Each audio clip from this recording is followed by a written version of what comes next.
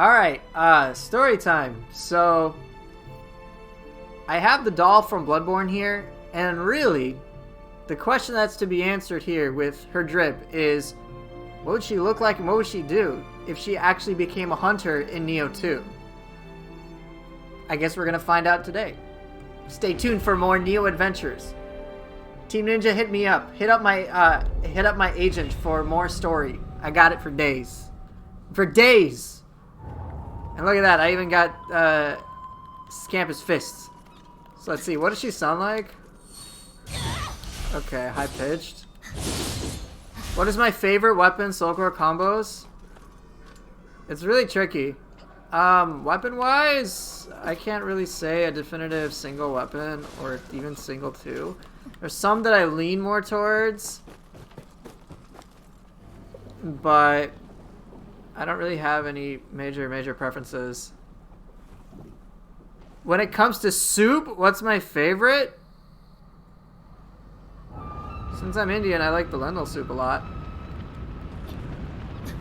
Honestly, it's really difficult for me to say like this weapon pair is the best or this weapon pair is the best. There's a lot of like interesting things I figured out. It just kind of depends. Soulcore wise though, I know I have definitive favorites. So I actually think just this last week, I can just show you the combination I was using. Just this last week, I was working on certain Soulcores.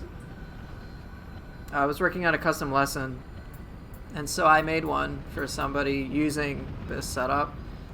They wanted sword claws, so I used much of these. Which soup? Lentil soup. Indian lentil soup. For those of you who are Indian, dal. But that's like such a boring answer.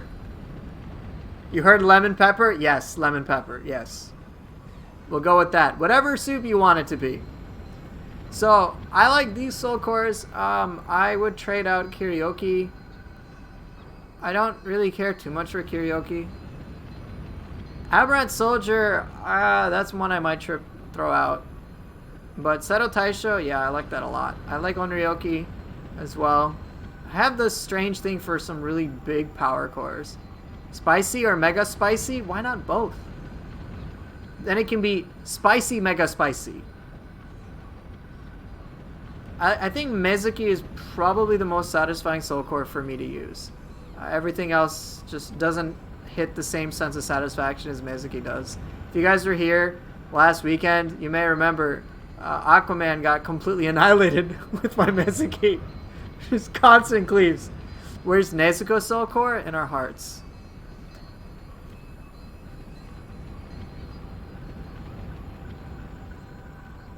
The brute yokai soul core would have been better if they allowed it to grapple with yokai instead of just humans.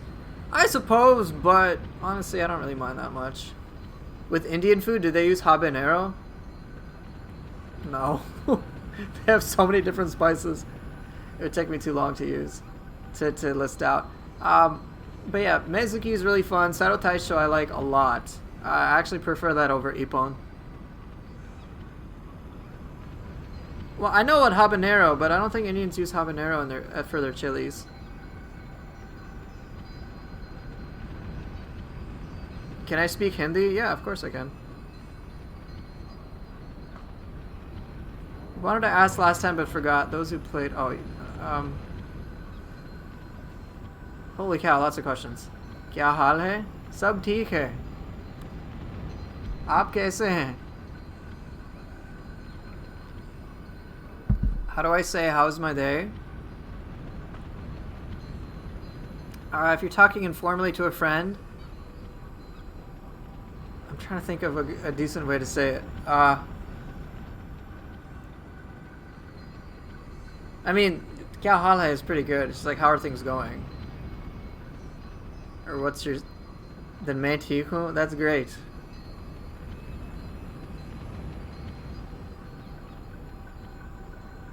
Okay, let me make sure I answer a bunch of questions in order. I feel like I'm getting ahead of myself.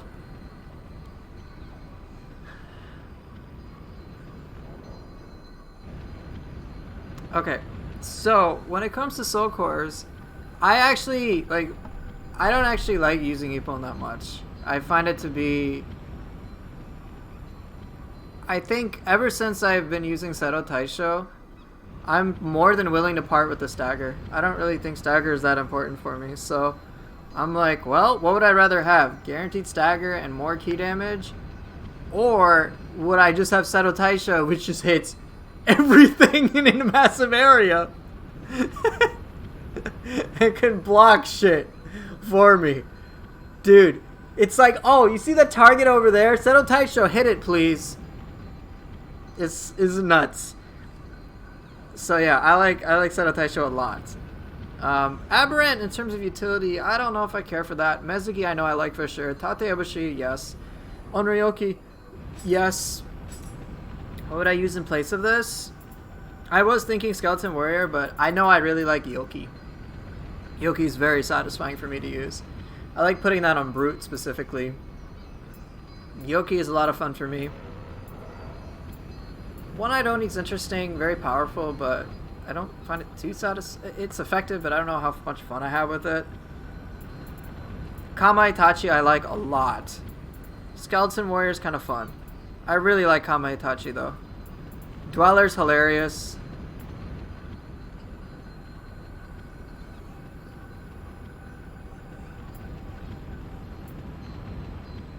Yeah, Skeleton Warrior is great. I would agree with you, Okami. It's a lot of fun. You can combo with it in so many cool ways. Gyugi is very satisfying. I used to enjoy Daidara. It is great, but I just find other cores more satisfying. Namahage, not so much. Just because a core is very powerful doesn't necessarily mean it's going to be interesting to me. Magatsu Warrior, I've used enough. Lady Osakabe can be interesting. I don't know how much I like it, though. Kiryoki, no. Bakigani, no. Seto Taisho, yes. Giant Toad is surprisingly fun for me to use, as is getting off White Tiger. I think it's just one of those things in which if I can pull it off, it feels really good. So White Tiger, and especially Giant Toad, is fun for me. Let's see if there's anything else before I get onto other questions. Fox Spirit's actually kind of fun to work with, too. Nioh Tengu is fucking hilarious, so that's another core I like using. Tate Ebushi, Itsumari's fun. GG, I think that's pretty much about it. So, it's not necessarily one single core or even a set sort of cores that I like to use. I just like using so many different options. There's no singular combo. It's just whatever, I feel like. Alright, what other questions did I miss out on? Okay, I did answer that.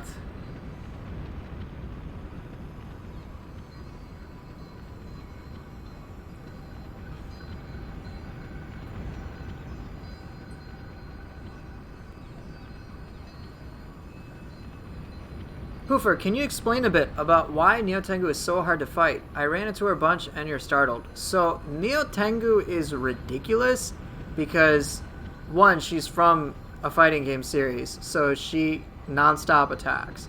So it can be very difficult for you to get a hit in because she basically punishes players for being defensive. Okay? You block, and if she uses her soul core, you're fucking dead. You're gonna get zero key comboed, and her soul core does the same thing too. So she non-stop attacks, and that's very difficult. You just don't have easy opportunities to punish her. She doesn't give you any room. And you think, alright, I've stopped her for a bit. Maybe I can attack. But the thing is, she starts her combo chains up so quickly. So you constantly have to be on the move. It's just such a different pace compared to other fights. So it's really difficult for that reason. Okay, hey Delusional Sinner, good to see ya. Let's see what I kept up with. Looks like Abot has played Elden Ring. Congrats. So has everybody else. No joke. I'm just kidding.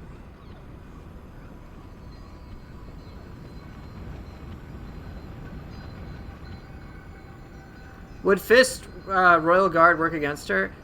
It does, but Fist is oddly very difficult to play against her because she attacks so often that staying up close and personal with her is just extra stressful.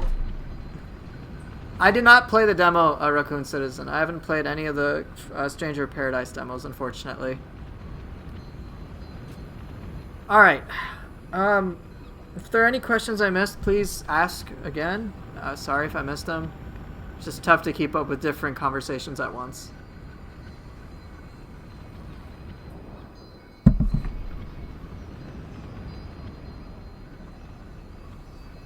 The thing with Nioh Tengu is, like, you need breathing room, and she doesn't give you any. I think the only breathing room you're not even guaranteed this is it's when you get the burst counters off. Like, that's it. That's it. You can punish her after that. But even then, it's still tough. She's pretty crazy. Alright, let's see what I want to start with. I guess I'll go Suzaku. Yeah, you can use Nurikabe after burst counters, Mezugi, Tate Ibushi, a bunch of different things. Fuki, I mean, all sorts of soul cores, but it's like, all things considered, she's just a crazy fight. Yeah, the burst counter is difficult. She is a very difficult fight. There's no way around it. Oh yeah, it is very satisfying to pull that off. When I saw that Tate Ibushi works brilliantly against Nioh Tengu, I was like, oh my fucking god, this is awesome. Mizuki works great too. Okay, let's see, what am I going to use today? If you guys have any requests for weapons, please let me know. Flo, it's good to see you. Welcome to the stream. Spear staff? Sure.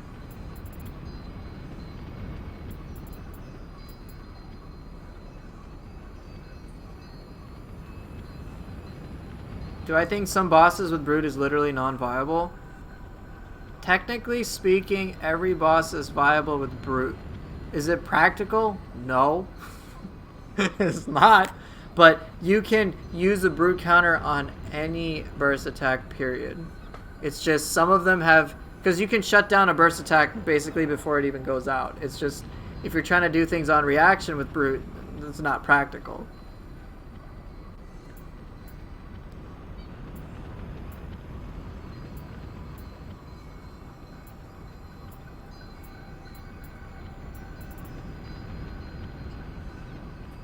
Alright, let's think outside the box. I'll use Blue Dragon, but as opposed to using lightning-based cores, yeah, you gotta preemptively do it with the Brute Strike. Alright, as opposed to using lightning-based cores, let me focus instead on the Guardian Spirit skill and see what I could pair with that. That would be interesting.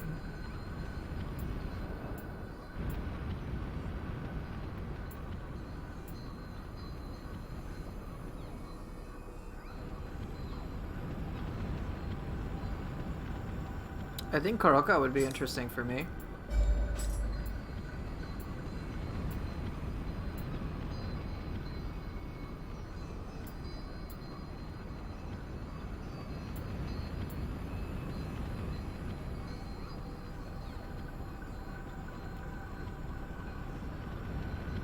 What are my wishes for Nioh 3 when it comes out, or if and when it comes out? Better integration of yokai mechanics with traditional gameplay would be nice. More weapon skills. Obviously, if they could put a new weapon, great. Tone down the RNG, please. But yeah, just more of the same, I guess. Just, you meant to say Spear Tonfas? Yeah, I can do that.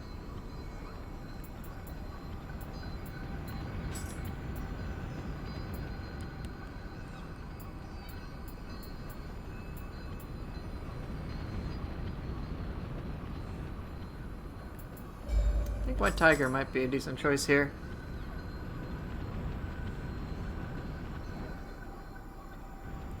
Is a busted trick weapon? Yo, we got Switchblade. You don't need no trick weapons. Is this Gaki ring? Okay, Poindexter, it's time for you to retire.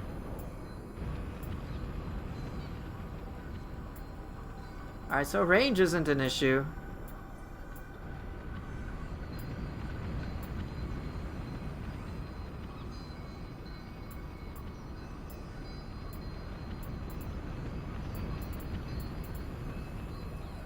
Kibi no Dachi with a hand cannon strapped to it. Why, yes, of course.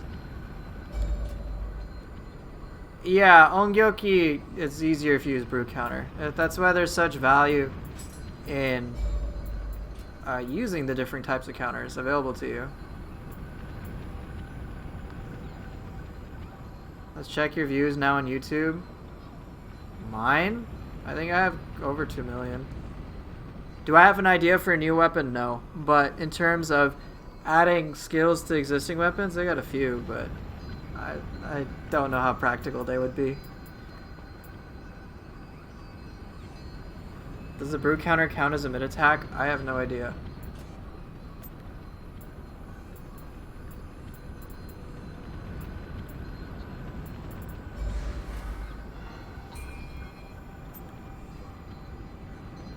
My highest viewed video has over 400,000, so I'm pretty sure.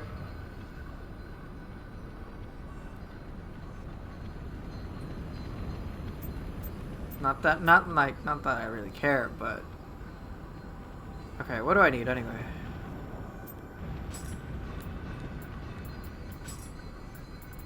Here, just for a chat, we'll use Gaki this one time, okay?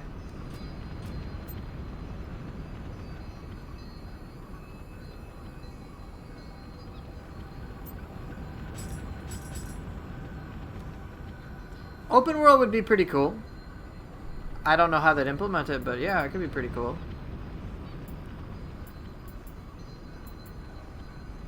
Okay, I definitely don't need range. But I would benefit from something to close the gap.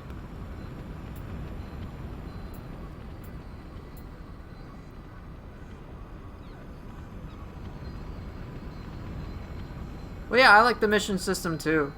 I think when asked in interviews, they pretty much they wanted that, but it's like the hardware just was limited, and it's like, yeah, Nioh is already a pretty crazy complex game. I don't know how they would add open world in a way that would feel good.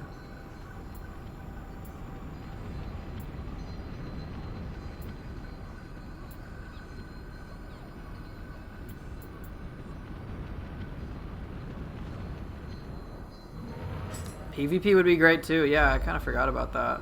I don't actually want to use Nioh with this.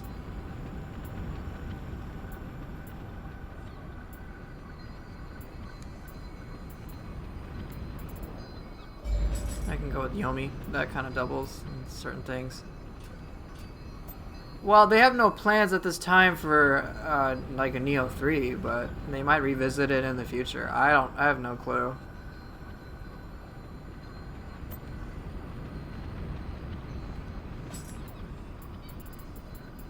Alright, I want Raven Tengu. I think that's what I'm gonna go with.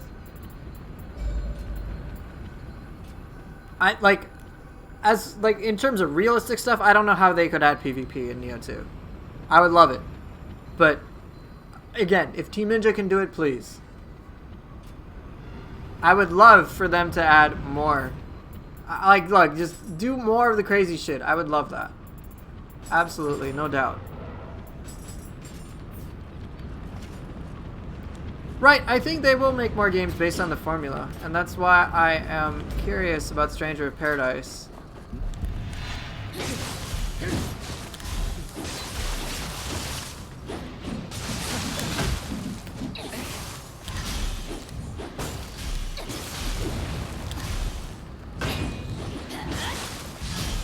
Dude, I freaking bracing breezed you.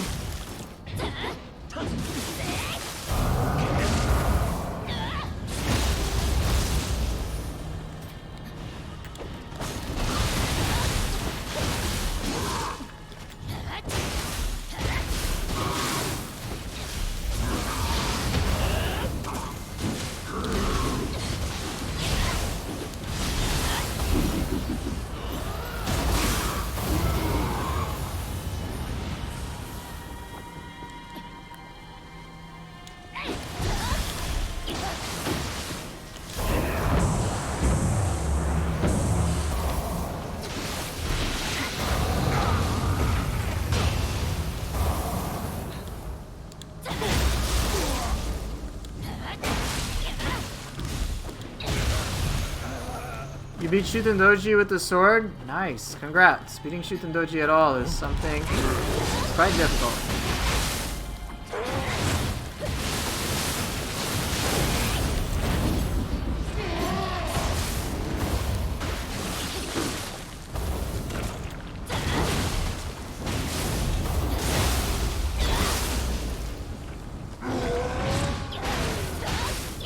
Hey, what's up, Master?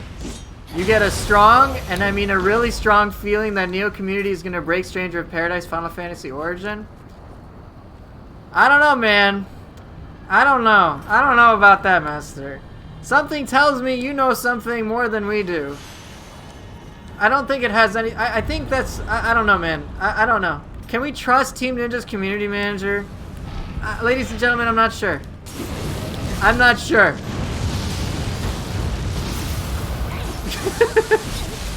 Oh, it's good, man.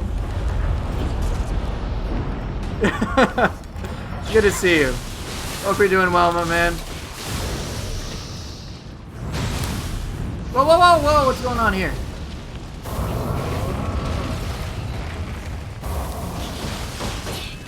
Oh, thanks. This Wilmong size with you. That's good, though. You don't trust me? You're a ninja with your words? Which one? Are you Hayate? I heard that guy's really cool. I heard from the grapevine is that the team's gonna be making a game centered around him. Oh god dang it, he got me killed. The moment I start saying Hayate, it looks like Master just calls Twitch with satellite phone. No, here's what I think was really going on. You're saying you're doing that, but you're actually going into my PC and getting me killed. Thank you so much. This is Team Ninja's hand at work.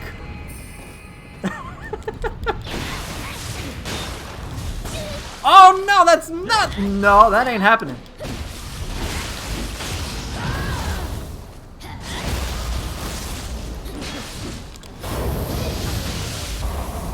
That's not what's happening.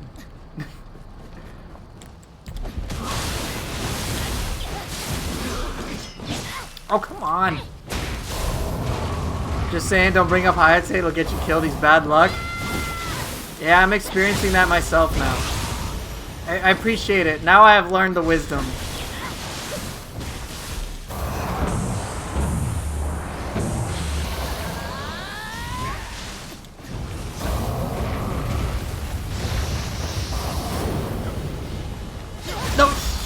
No, no!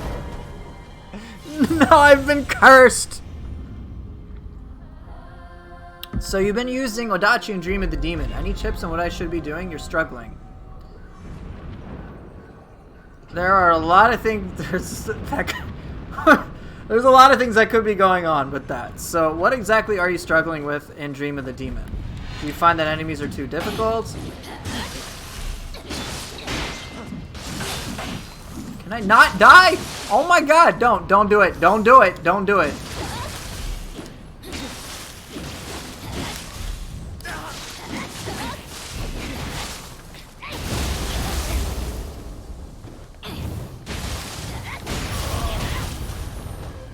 Okay, so you'll fight an enemy, they hyper armor your attack and then one-shot you.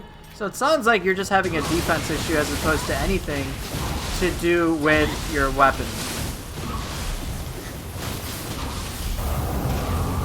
So one, have you soul matched your gear to at least be somewhat similar to the gear that's being presently dropped for you? Because if not, make sure you start doing that.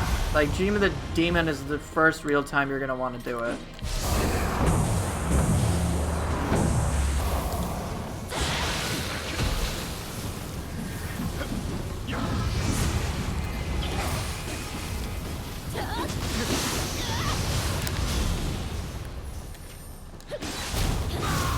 Alright, good.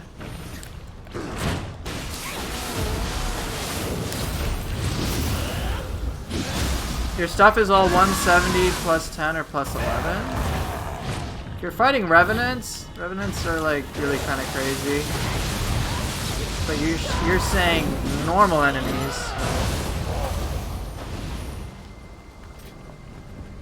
Not sure. It's just if your gear is on par with the gear that's being dropped, then you getting one shot seems very peculiar.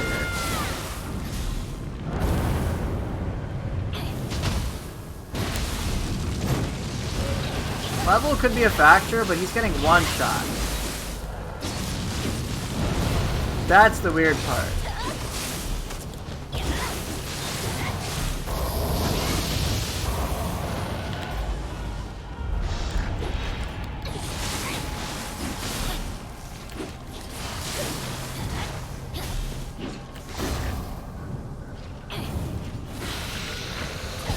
Right, that's what I'm thinking. I've done my silly Pit Viper stuff for a long time. I'm like, why are you getting one shot?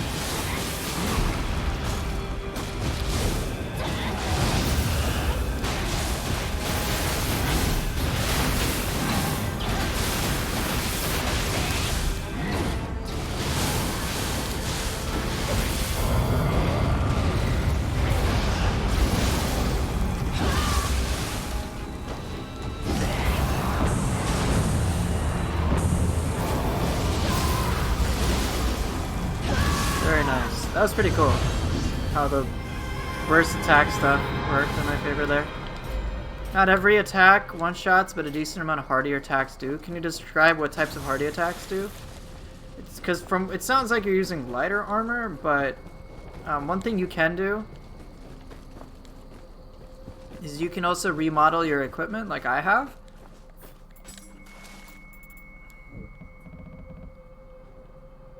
I guess it won't show you easily here, but there's a symbol that I have on the bottom. You can remodel your equipment at the blacksmith so that you can get more defense. That's what I did. It might help you out too.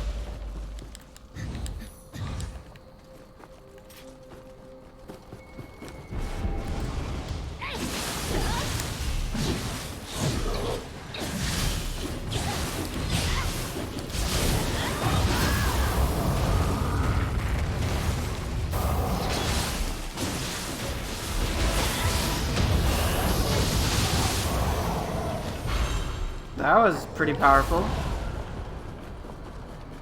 At Dream of the Demon, I would advise getting one of the Divine Graces. It should help you immensely. But beyond that, I'm not really sure what's giving you trouble. There could be a lot of things.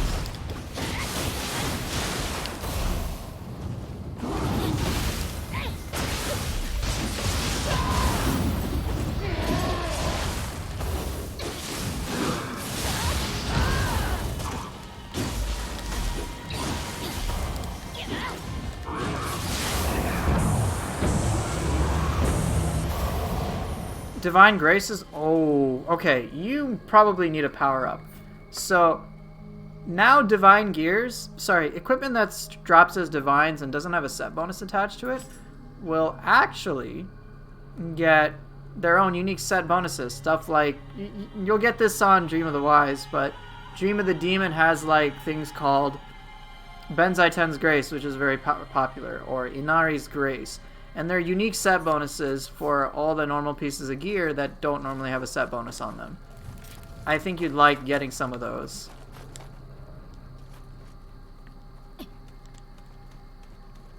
Yeah, that's what's called the set stuff.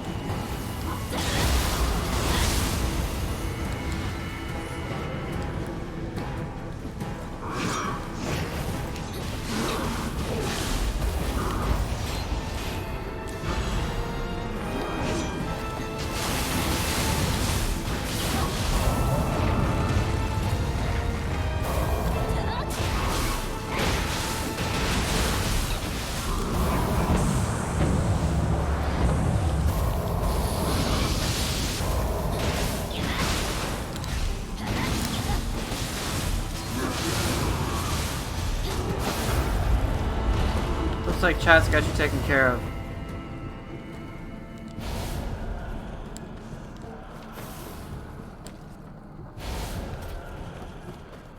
Anyway, were there any questions I missed? If not, then there was something I did want to just like briefly mention. If you guys haven't seen some of the updates on Stranger of Paradise, check it out. It seems pretty interesting, I'm not gonna lie.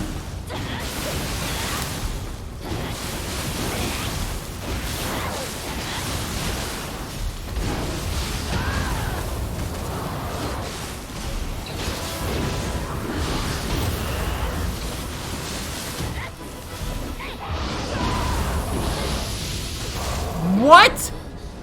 Wait, Yomi missed? Yomi missed.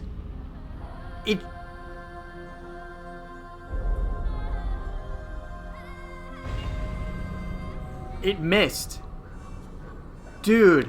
No way.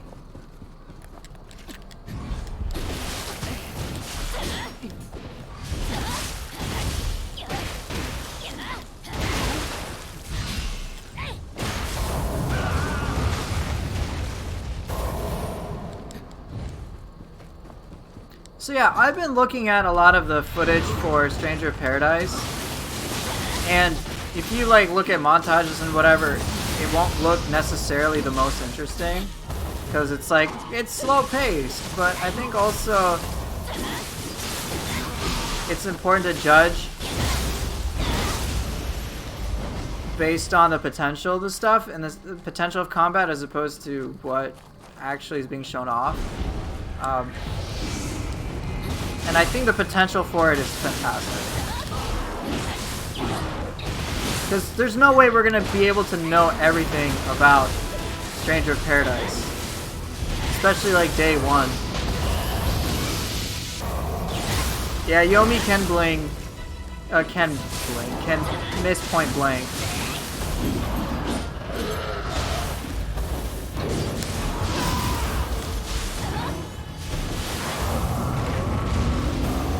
So, you know, I've been watching a lot of like their footage where they like show off the game, and the director of Team Ninja looks tired as always. And I'm like, this poor man, can he just get a nice break so he can relax with his family or something?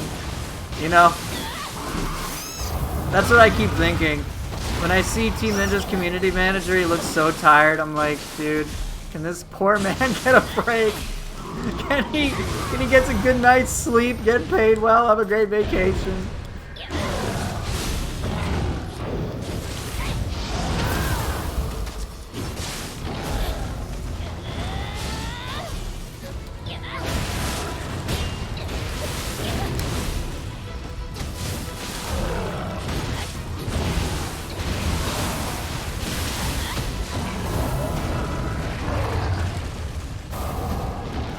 Yeah, you work for a Japanese company, no break. Just like, let these people rest. They work so damn hard.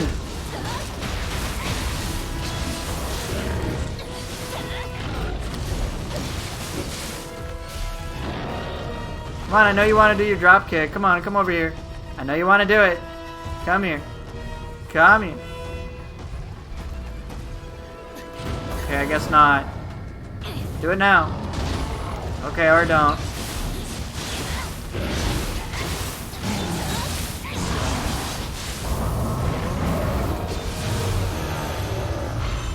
But yeah, anyway, so my brain went off on a tangent as it always does. But from what I've seen, and I guess we can call optimism, is that the foundation of the game is like, I can't even string sentences together right now, man. I'm gonna drink some water, and then I'll come back to my thoughts.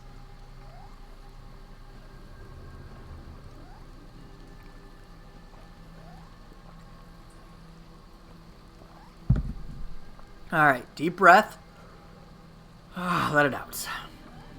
Okay. In fact, many people die from overwork-related causes. Yeah, that's pretty bad. So, you know, I hope they take care of themselves. But I've been watching a lot of gameplay footage, and I understand many people are going to have the criticism of like, dude, this doesn't look that exciting. I'm like, well, yeah, because the people who are playing it, like, are touching the game for the first time. And so it's like, alright, someone who's never played a game like this is trying to play it. And then also, I compare the footage with stuff that I've seen for Nioh 2, and it's like pretty much a similar experience, where it's like, oh, this game doesn't look that great based on the footage. I personally wish that Team Ninja was able to put out more footage that really pushed the potential of the system more so that people knew what to expect.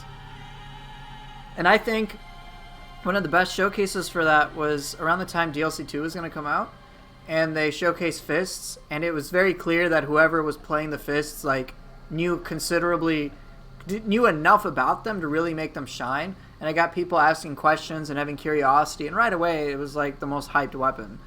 It was like, oh my god, this looks so cool, look at these anime moves, oh my god, we got the one punch thing, what are the stacks mechanics, oh my god, you know, people nerded out. And so then it was, you know, it's all like nerded out, and then that just gets even more attention because people like obsess over it. And so, you know, people make YouTube videos and so on and so forth. So it just helped with people get exposed to that.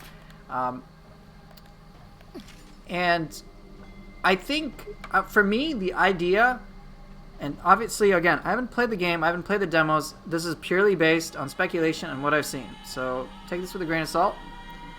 But my understanding of Stranger of Paradise Final Fantasy Origin, really long name, but is that it's going to take the aspects of Final Fantasy that I enjoy, so kind of like that universe, you know, so to speak, and then mix it in with the gameplay stuff that I really like from Team Ninja, which is a fucking dream, okay?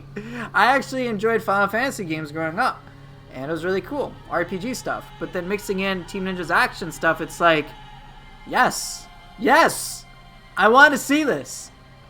And so, I've talked about this before, but when I played Final Fantasy VII Remake, it was very like RPG stuff, and a lot of the action stuff that I love from Team Ninja just isn't there for me anyway. But with our lovely Chaos game, I'm like, dude, this is the game I've wanted for a while. I would happily enjoy it. So I hope it can do just as I'm thinking. I don't know until I get there, but it does seem pretty awesome. Yasha, what are you doing?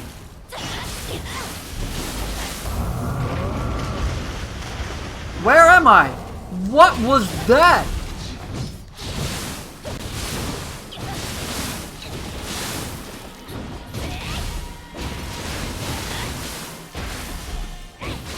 This is so awkward. Yasha, fight me. Oh my god.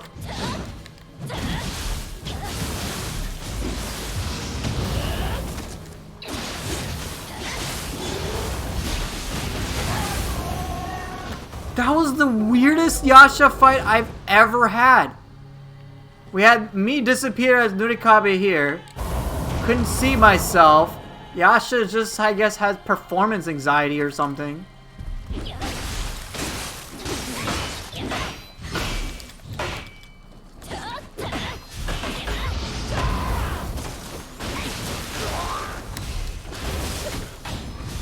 Lexi plays fast. Thank you for the subscription. I appreciate it.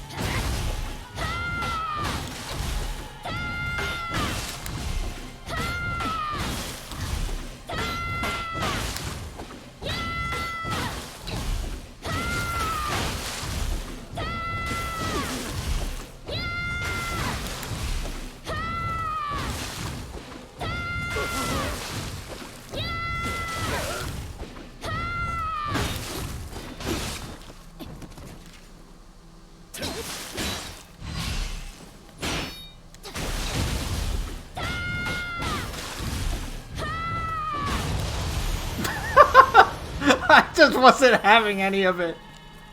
I just was not having any of it, man. Just slowly falling asleep to that crap. Oh yeah, there's another change from Nioh 2 to Nioh 3, if they ever make one. Please rework humans. That's just, it's just really boring dealing with that.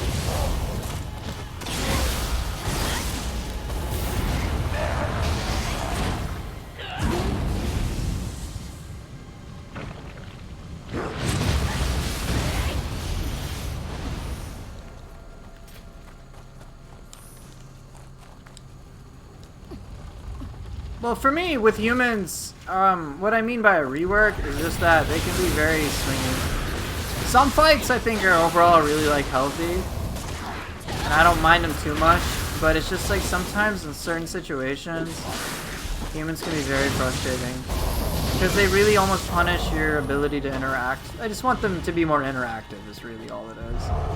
Alright, Epone, what's up?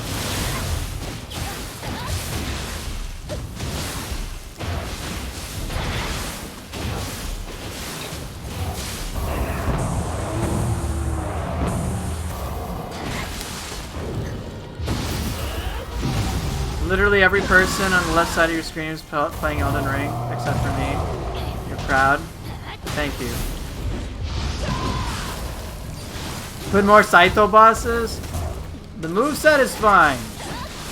I don't mind his moveset. His dodge behavior is so aggravating.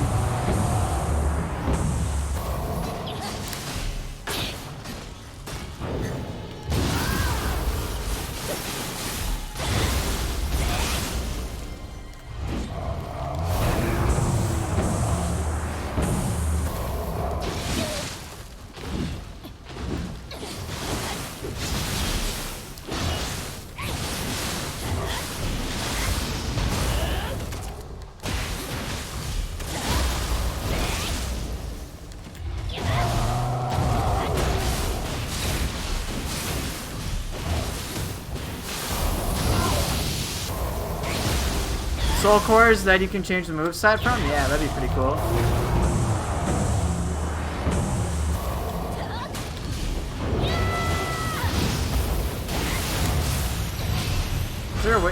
Is there a way to make the little bar things less? So not as slow? What little bar things are you talking about?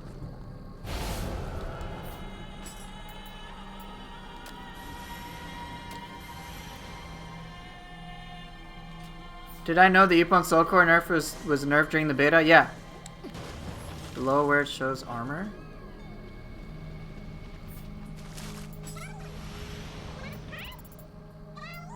Wait, I'm confused, Gunk Trunker.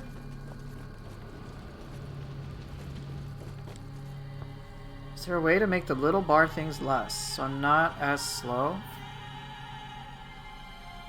Where it shows below the armor? The image to the armor, where it shows the 3 bars. Yeah, what about it? You're talking about... Okay, you're talking about this, right? These things? Or... This has to do with the class of the armor. It's fixed. You can't... That's either light, medium, or heavy armor. The one number you want to make sure you're below is this number should be below 70%. Otherwise, you're going to be really, really suffering.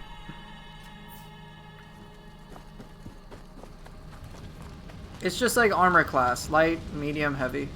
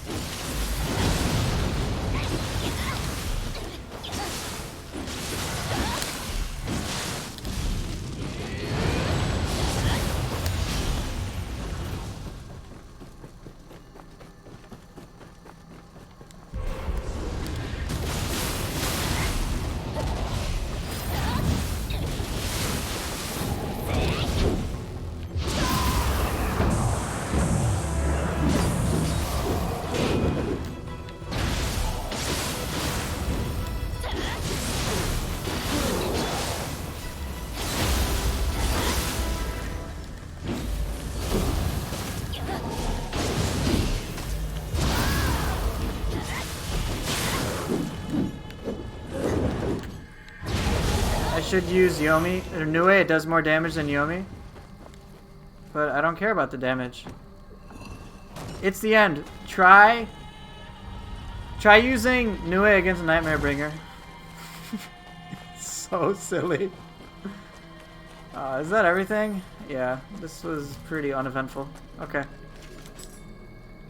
The bigger the target, the crazier Yomi is. Sorry, Nue is. Use it against Nightmare Bringer. It's comical.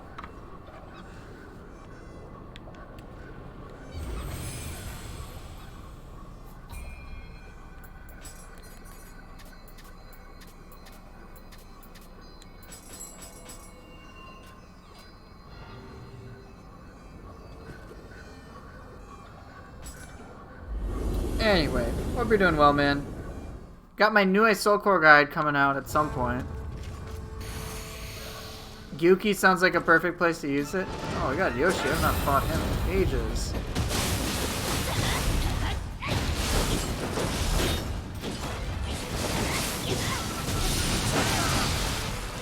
Oh boy, we got a problem. This game's going pretty good, man.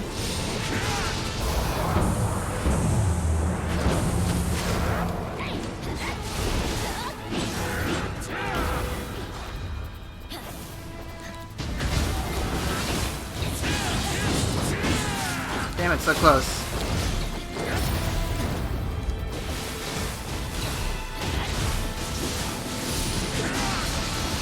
Oh, what's going on here?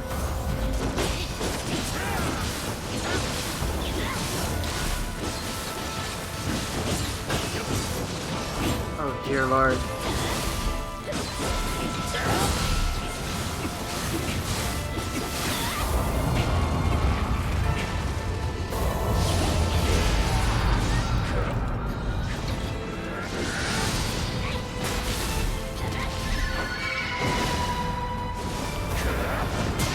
Yeah, not a good time to do it.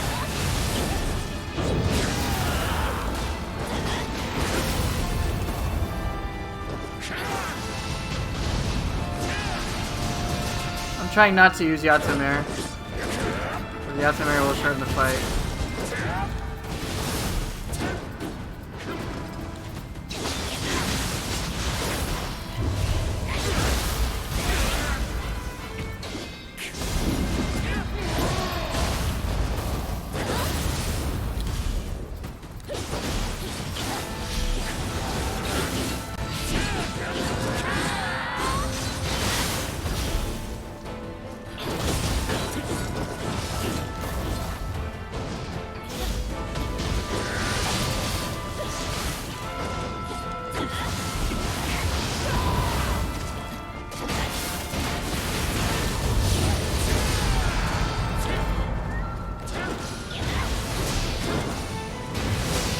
Shit.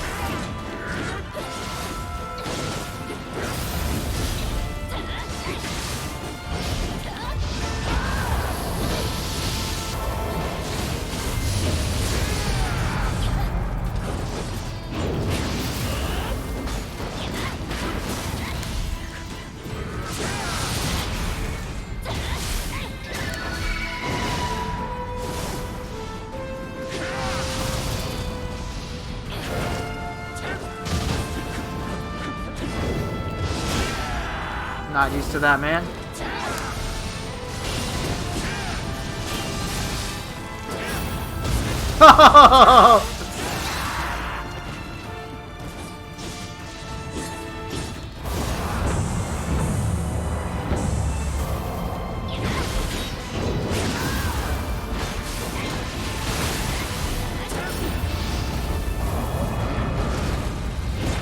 Damn it!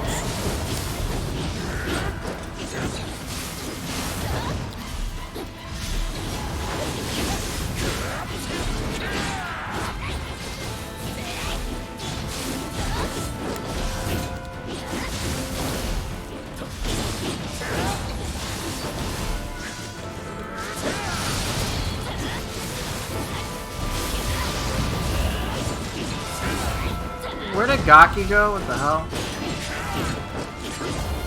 Thank you.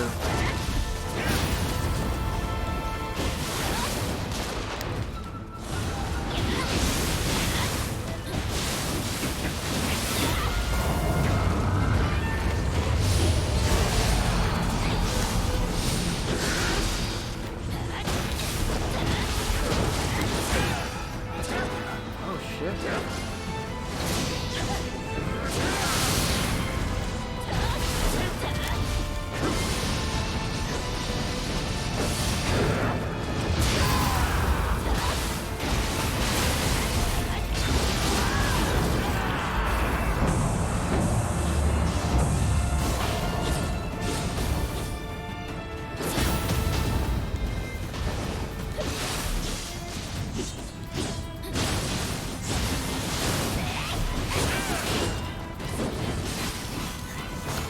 Having a lot of trouble.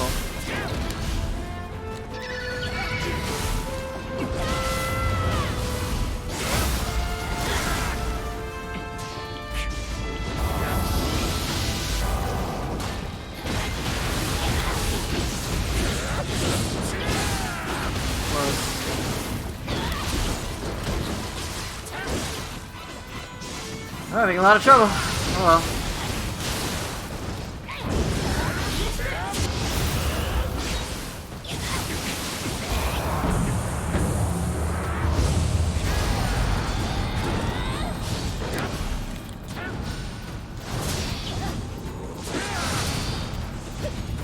God damn it! Double kick!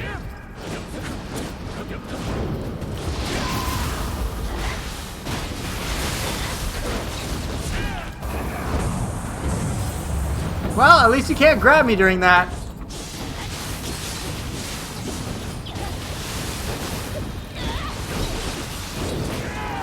Dude, this is my roughest Yoshitsune battle yet.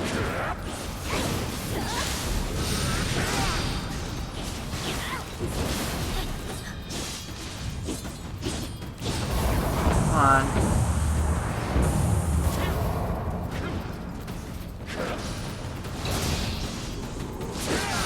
Come on. Whew, that was a very rough start, but definitely important for a warm-up.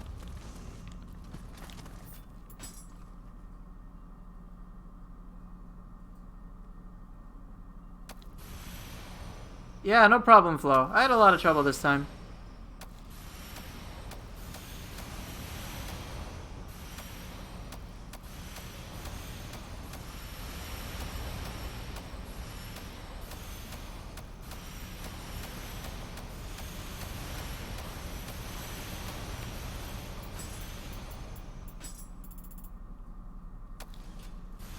Hey, what's up, Valentine? Yeah, I had a lot of trouble. I was getting close to doing some cool Demon Dance stuff, but then it's just like every little thing was getting messed up. Oh well, shit happens. Good warm-up, though. I'm glad I got to fight Yoshitsune.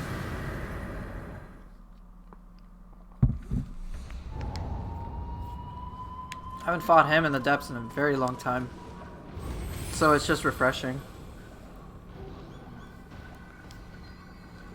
Do I have a safe build with min-maxing and a decent set? Me? No, this is all I have. Who's the character today? It's supposed to be the doll from Bloodborne, if she was a hunter.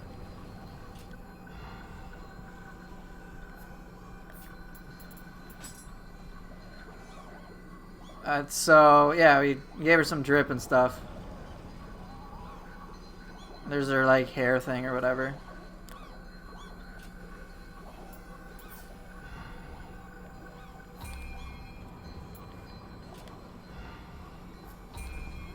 Alright, what else do you guys want to see? You started Elden Ring. It's crazy how much you can level in that game before fighting the first boss. Interesting. You never played Bloodborne? It's fun. It's a pretty cool experience. I'd recommend it.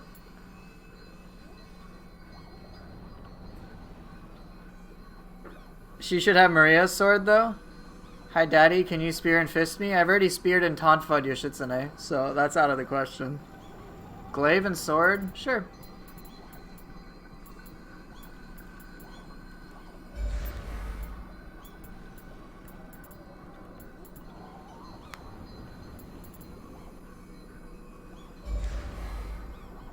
Game feels more like a fun Skyrim than Souls. Why do you say that?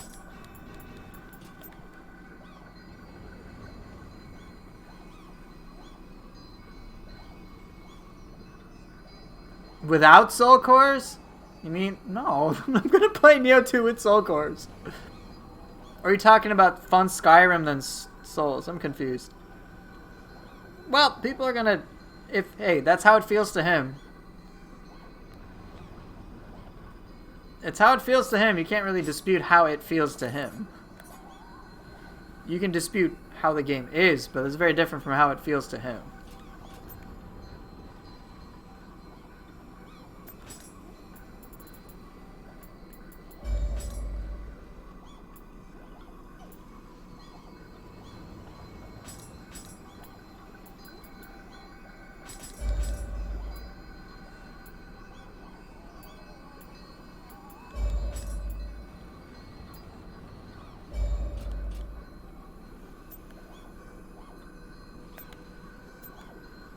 Sure.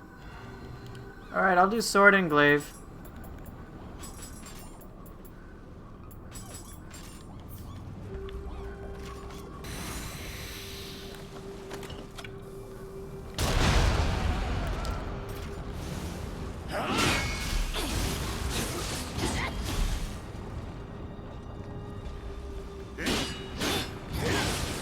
Oh, shit. Wait a minute. Oh shit. That explains a little bit.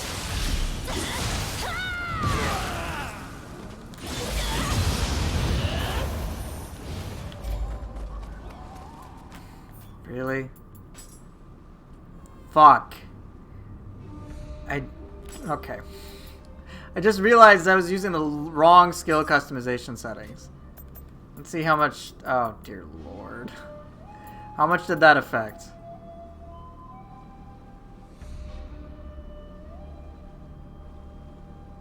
Not really as much.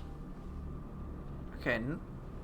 Okay, maybe not that much. Maybe I just suck. Probably is just that I suck.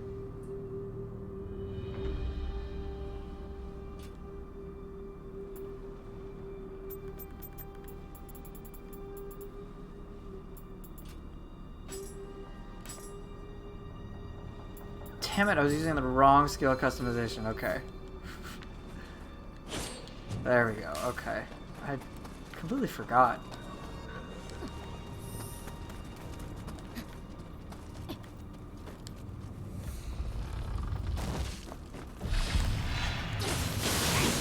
I should have haste now. Thank you.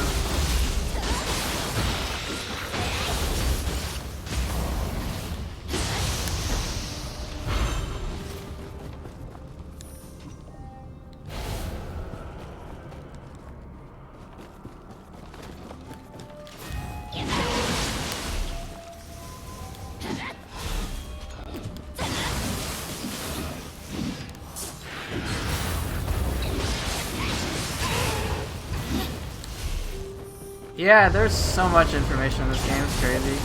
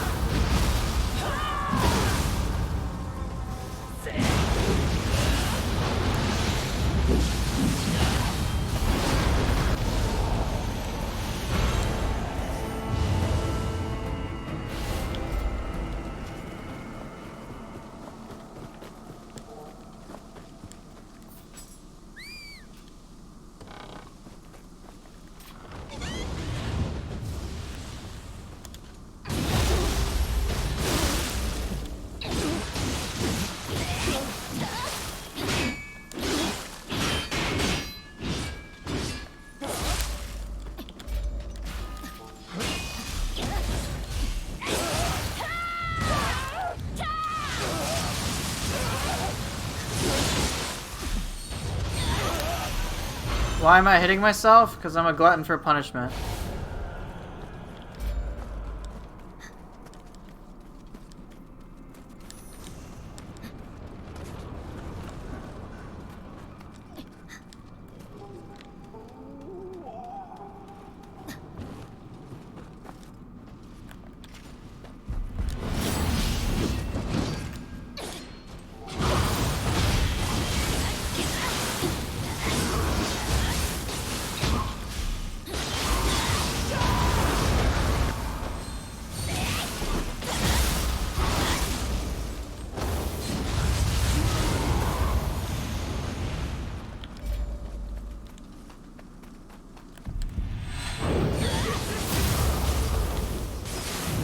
That's not what I meant to do.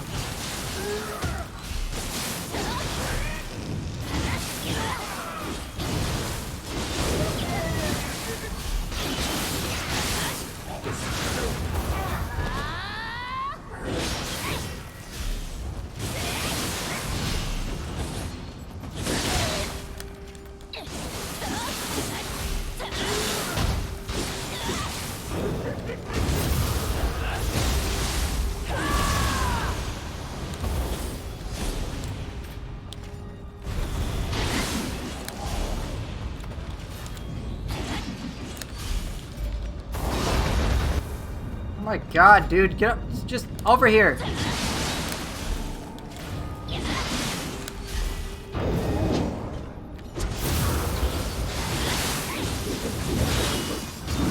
Oh boy.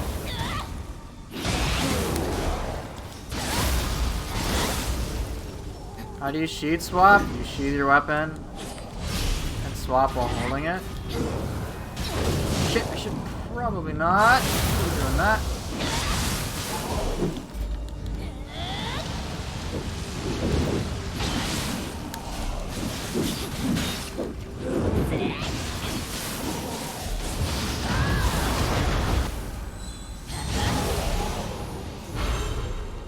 Here, I'll explain the sheath swap. On key pulse, you sheath weapons, right? And you can swap your weapons freely. So I combined two into one. So it's key pulse sheathed. Start doing a hold ability, but just swap your weapons. You'll eventually get the rhythm down. It's really not too bad.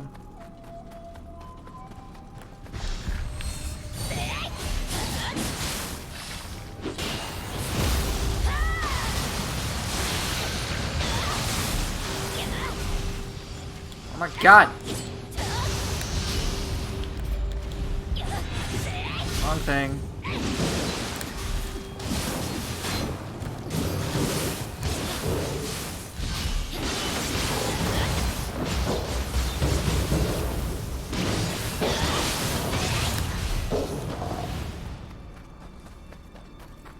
I'm cheesing because I'm using a 10 anima soul core.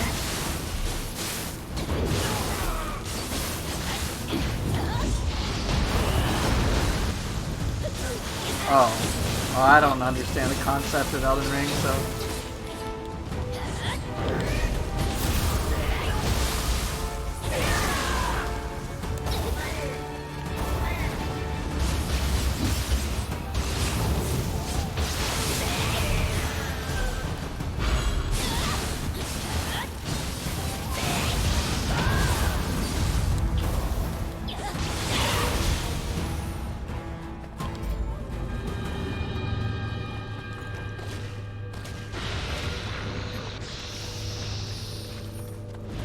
Yeah, I don't know anything about Elden Ring, like, aside from how it looks. I haven't even played it, so I know jack shit. Yeah, this is now an Elden Ring chat. I don't know anything. Not that I do anyway, but...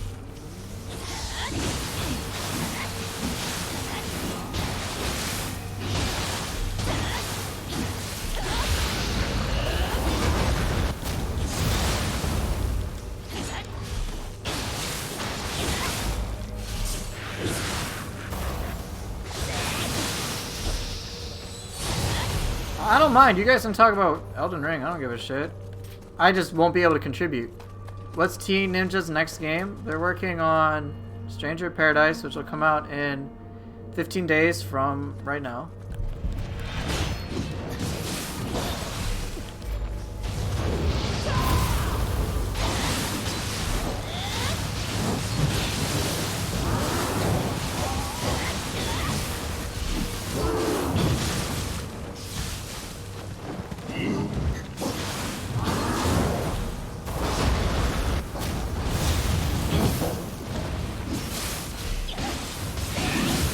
I think it's going to be a lot of fun.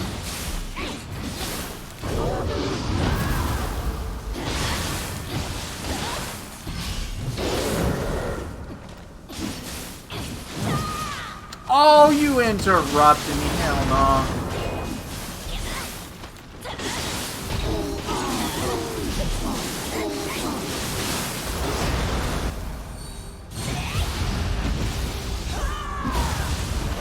Well, if you pre-order it, it looks like you can get the game early if you're on console.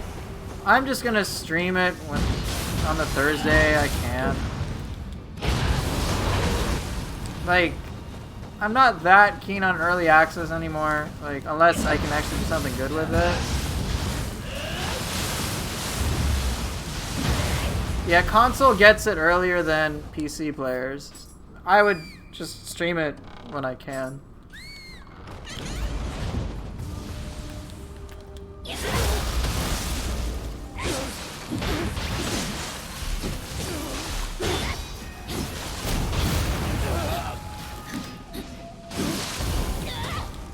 Keep on, why do you gotta miss?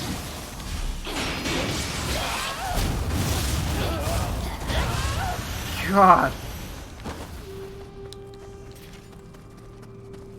But yeah, Stranger of Paradise seems like it'll be a lot of fun. I just want to lab it. You think the devs should do more? You think more developers should do stuff the way Nioh does and have multiple betas? I would love that. Team Ninja's great about feedback. All things considered, they're really good about it. They pay attention to it, and they try to make the game enjoyable without what it seems like sacrificing their own vision, which is awesome.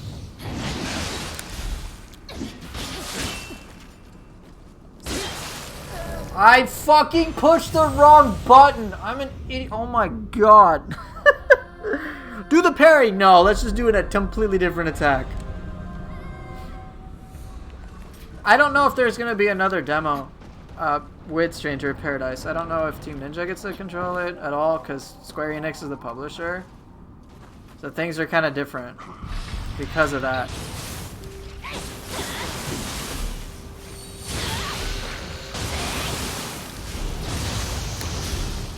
I don't think so. I mean, they've already released their last trailer. They're kind of like done. Truth is, I have no clue.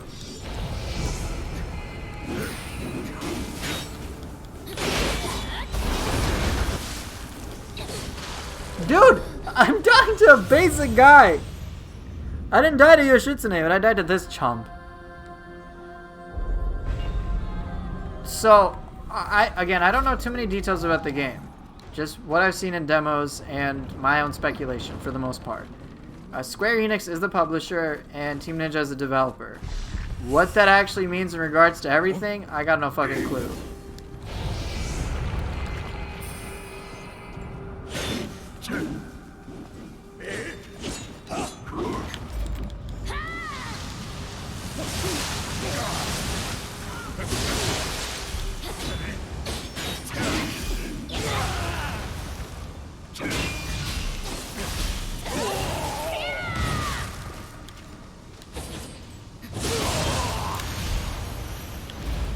But yeah, Square Enix got Team Ninja to make the action game because they really wanted that.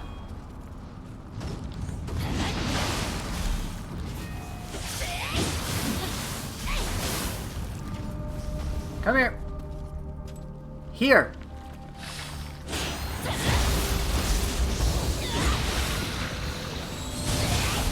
Right, it's a lot of information I don't have access to, I don't even know. Yeah, I don't know what the DLCs are going to be like. Are they going to be like Nioh 3 level, where it's like a lot of fucking content? Or is it just going to be a small amount, like an extra mission? I don't know. I don't know what they're doing. That's my thing.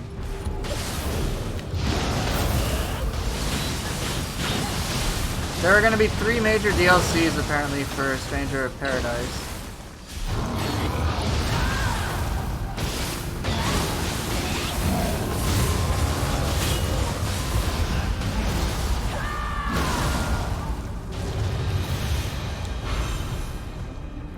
Nice. I like how Kinky is just chilling right here. Yeah, I don't know. They're gonna have 3, at least, as far as I know, they're gonna have 3 missions. At least. I don't know if it's like 3 regions or just 3 missions, like, you know, little individual things. I don't know. I hope it's like Nioh where you get a lot. But I got no clue. Did that Oni have bling on? Yeah, that's a Kinky. Kinkies are ridiculous. And they definitely wear that bling. Have you not done oh my god, have you not played the DLCs for Nioh 2? Because it doesn't sound like you've played the DLCs for Nioh 2. In which case you absolutely need to. Because the DLC for Nioh 2 is what elevates it beyond anything fucking else. Oh my god.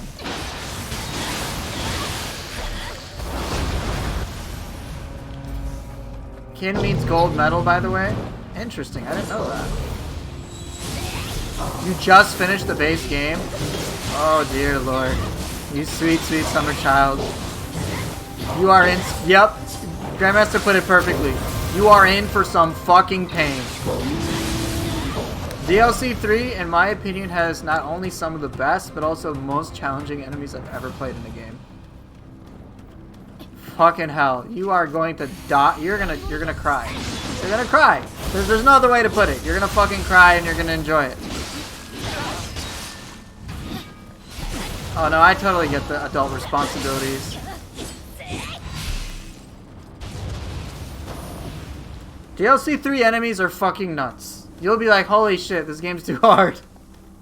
Or at least that was a criticism of the game. I remember. It's like, dude, I feel like they made Nioh 2 way too difficult. It's bullshit unfair. I was like, yeah, that's really not the case.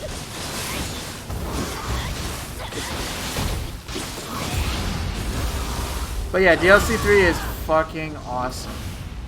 DLC, like, it's just awesome. Here, you want to see a DLC 2 enemy? Got a fucking cart, man.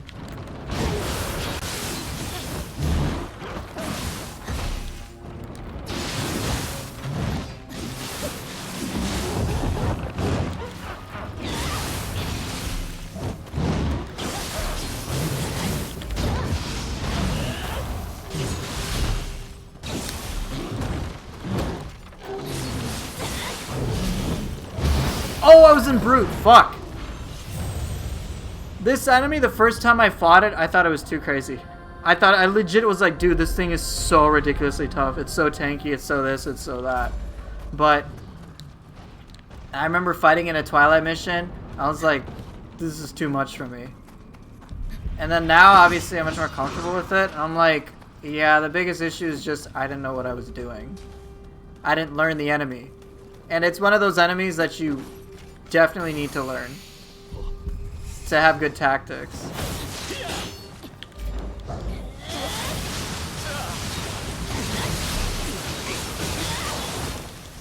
Like, I'll explain it to you. It won't really be a spoiler. But I explain, like, it even says in, like, the, you know, the information after you beat an enemy. It actually is like, you need to strategize against it. Like, you need to understand what it's going to do when it's going to do it. It's one of the very few times the game's almost explicit about telling that to you.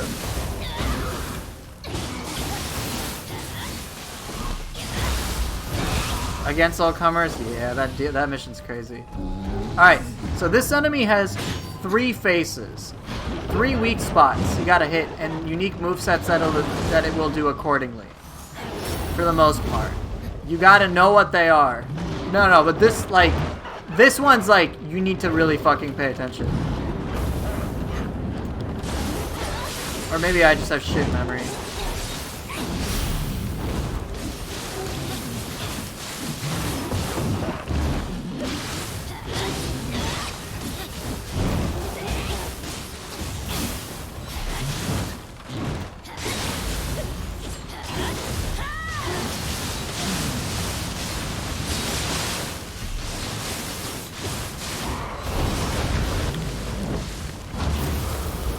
Then, when you do that, you're rewarded with its super weak spot, in which you get free damage. Like, there's actually a strategy to how to approach it.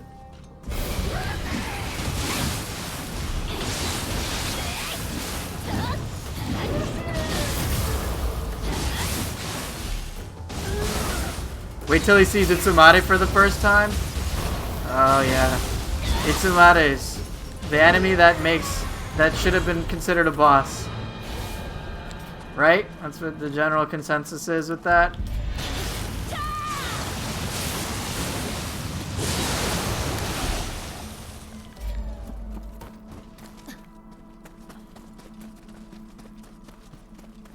I'm telling you, man, DLC 3 is brutal. It's so brutal. Please, final blow. Thank you. God damn it, man!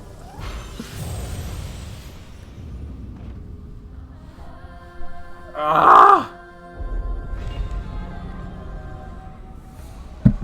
Let me put it, so Itsumade is like if Raven Tengu had a father and his father was upset that you beat his son up, and Raven Tengu then decided to get all of his guns and beef up for 50 years. That's Itsumade, okay? It's pure pain. Itsumade is tough, but yeah, obviously he can be more predictable, but he's very tough overall.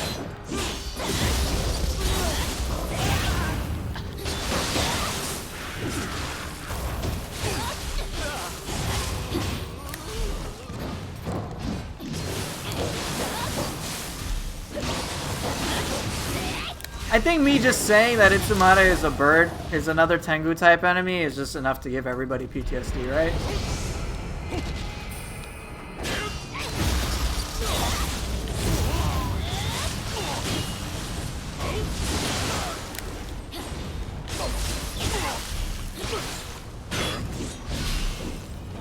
God damn it, really?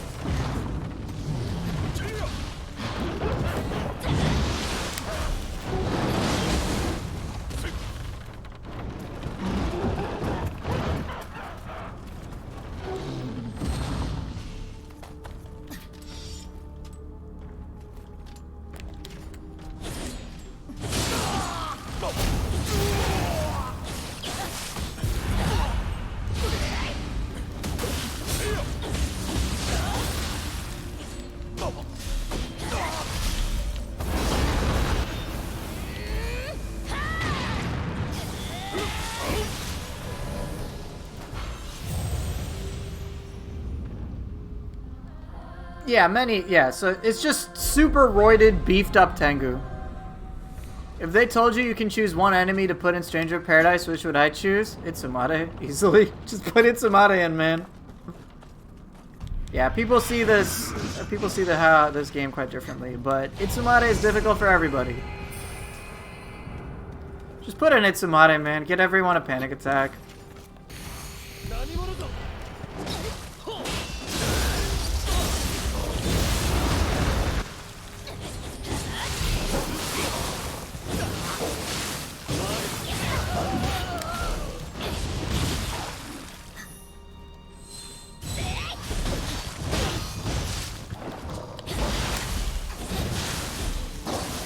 Put Saito? Yeah. With the same speed and moveset? Actually wouldn't be too bad, considering.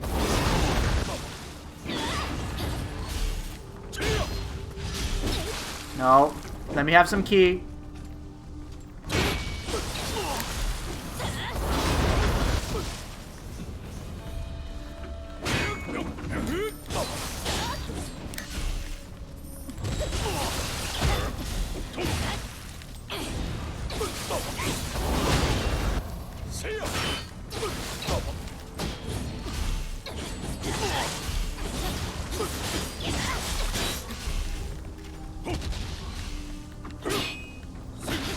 No, no, no, no, no, no!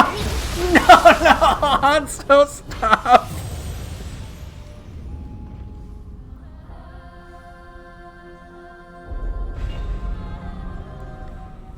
What you don't like about DLC 3 enemies is that they reuse the models. At first that bothered me, but that doesn't really bother me as much as I think. Like, I don't mind that Suiki is similar to Yasha or Kinki and, you know, similar to Oni. It doesn't bother me that much. I thought it would, but nope. I mean, I suppose it'd be cool to make them unique. Oh my fucking sloth!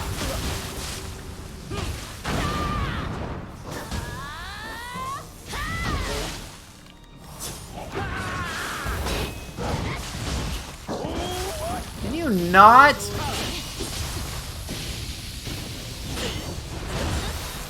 Dude!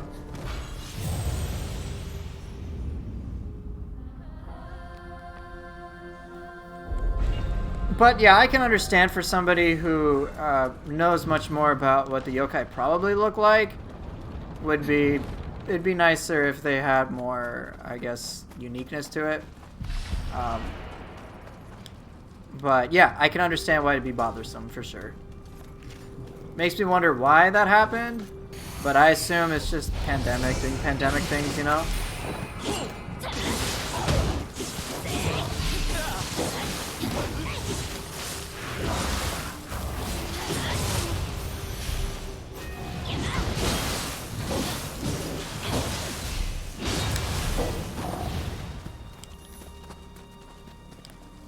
Yeah, time and pandemic, I know that threw off a lot of things.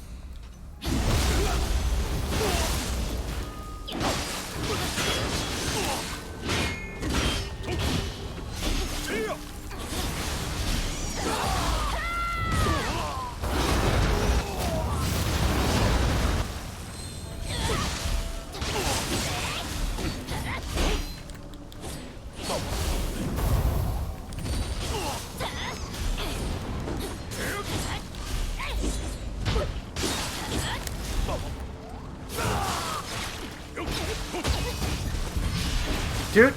This is freaking untenable. No, no, no, no, no, no, no, no, no! Oh, I don't want to clear the whole area. Okay, what do I have to clear? I gotta clear the cart.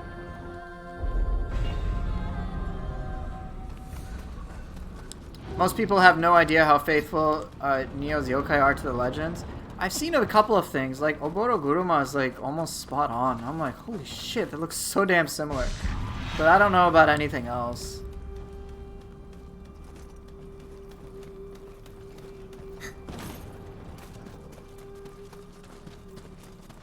It rocks? Yeah, I bet it must be so awesome. You're like, oh, they put this in a game. It looks so great. Alright, come here.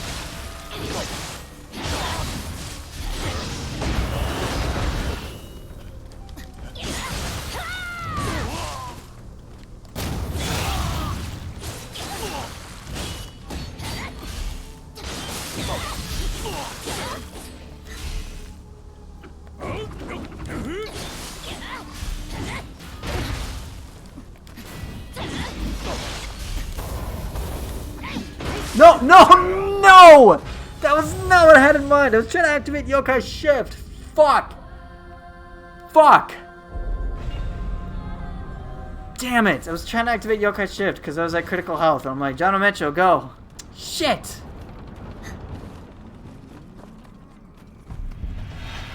hate clearing this shit, man. Alright.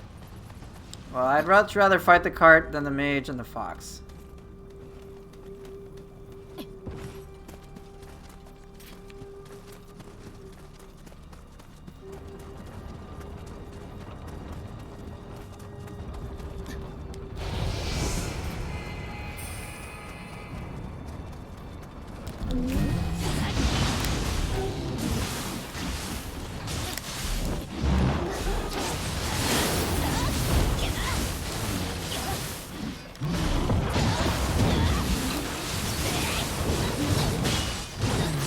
Damn it. This is going so poorly.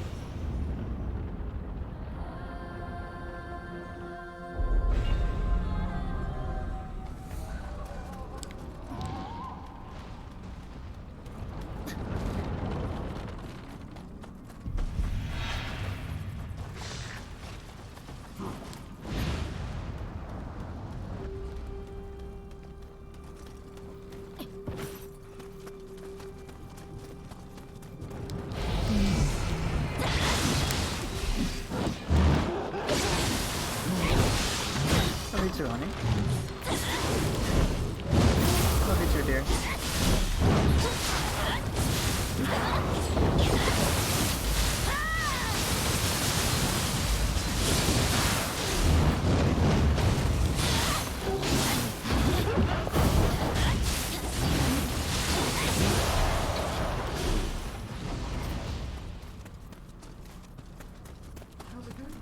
It's going okay.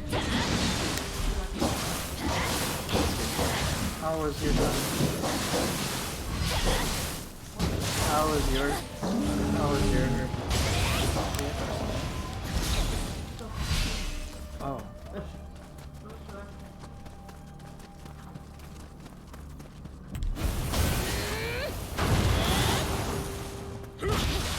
Whoa, whoa, easy there.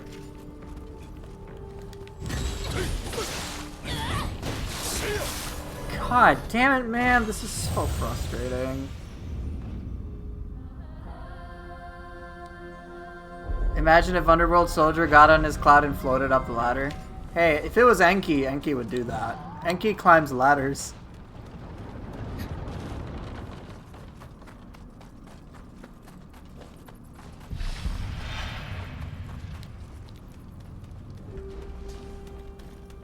Oh, this is frustrating. I just need to kill him and move on.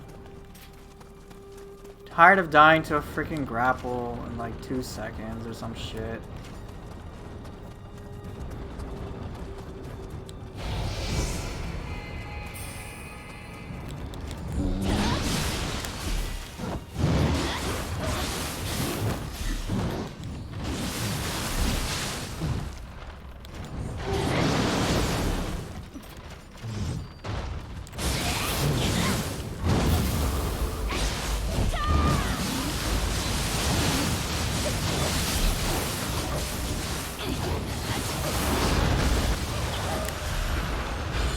Hanzo is a fucking chore. I agree.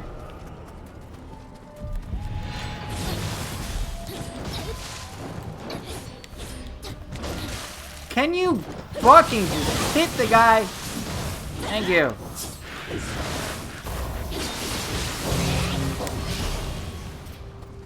Let's try this again. Preferably without dying.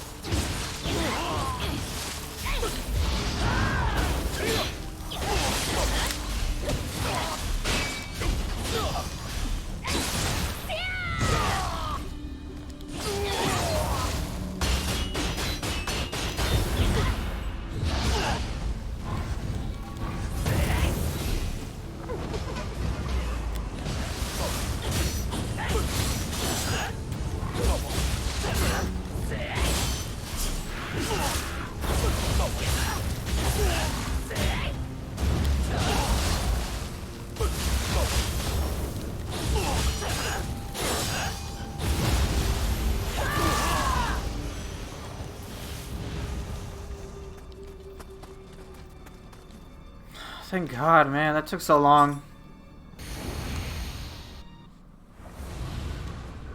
Yeah, the whole him ice skating while moving is annoying. There's just so many things that irritate me about the fight. Blocks Ippon? Yeah, that's why Ippon ain't that great. Especially against humans. It's just, it feels really bad. It's 7 anima, it sometimes feels like it does nothing.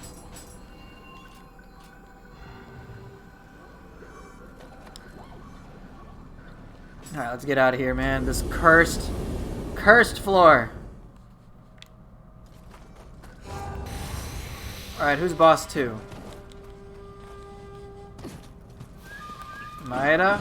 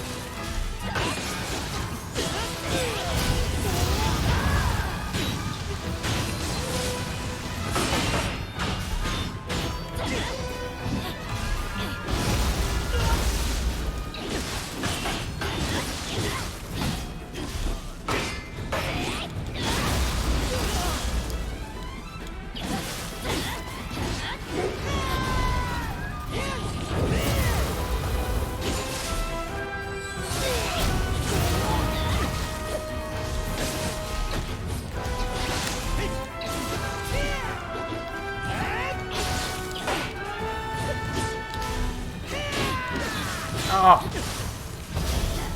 Ippon, you failed me.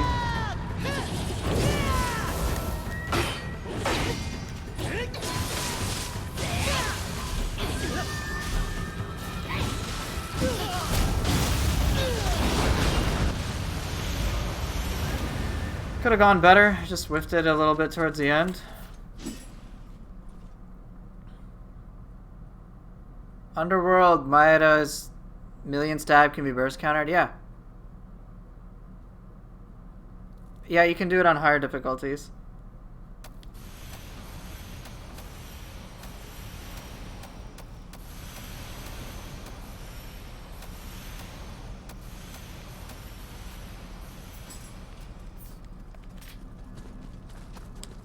For Maeda, it has to be, I think once you hit Dream of the Demon. Then yeah. So Underworld, you gotta be at like over floor 50 or something.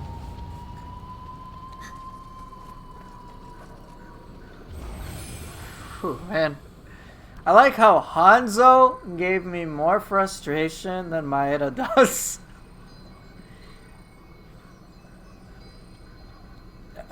Like, that explains a lot. Maeda has a dedicated parry with Bracing Breeze.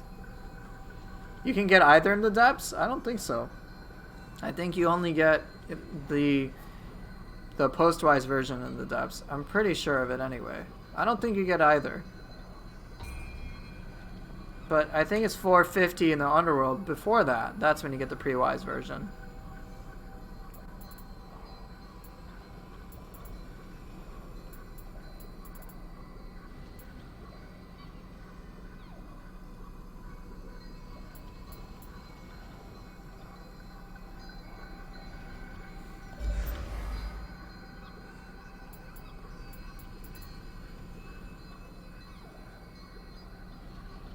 Yeah, in the Underworld. Yeah, in the Underworld, before floor 50, you get pre-wise movesets on enemies. I agree. I'm talking about the depths of the Underworld. So this is after a floor 108 of the Underworld. You just get all like normal stuff you expect on Dream of the Nioh.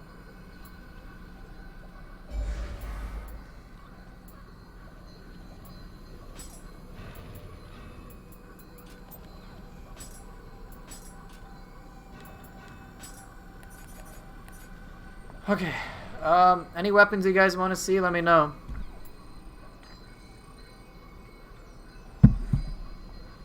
You can get any moveset or either moveset for any boss in the depths. Odachi Axe? I'll do that if you really want.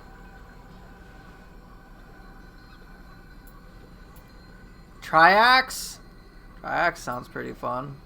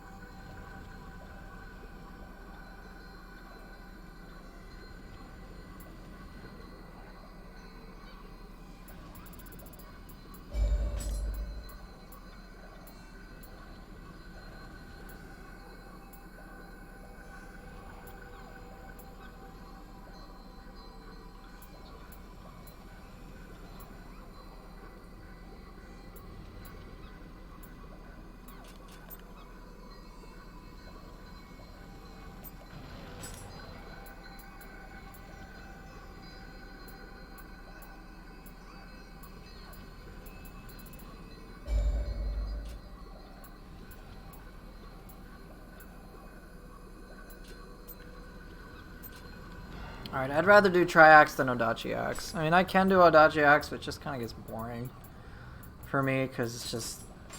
I mean, I don't care for it too much. Alright, I've got Kasha, Umibozu, One-Eyed Oni, Magatsu, Underworld, and Enki, sure. Should be fine.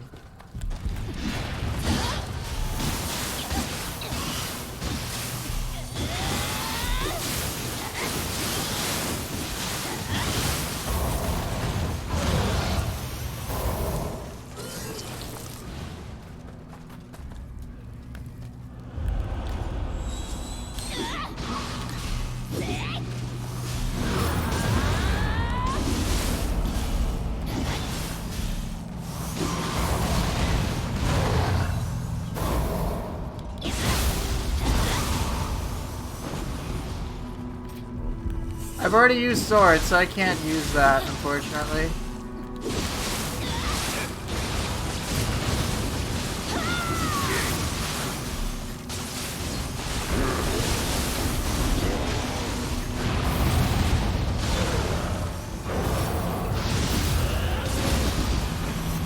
Dual sword Odachi is tri-sword? Ah, clever.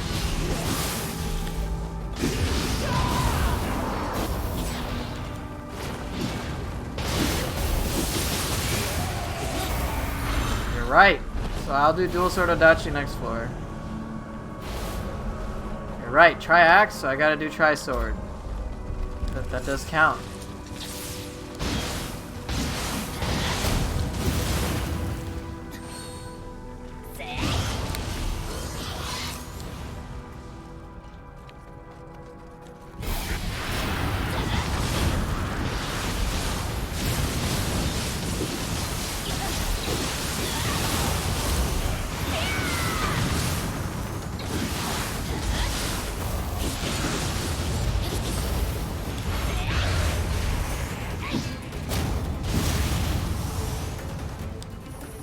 She's going crazy.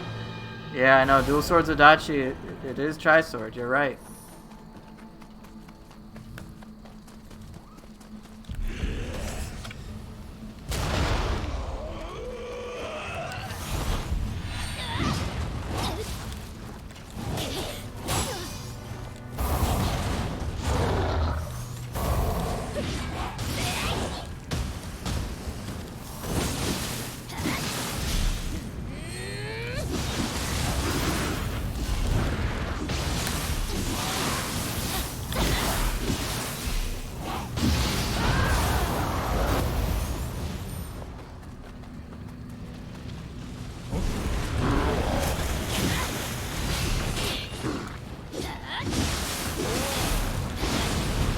Why did I dodge into the fucking fire? I avoided the fire. I avoided the fire and I dodged into it. Why do I make these dumb decisions sometimes?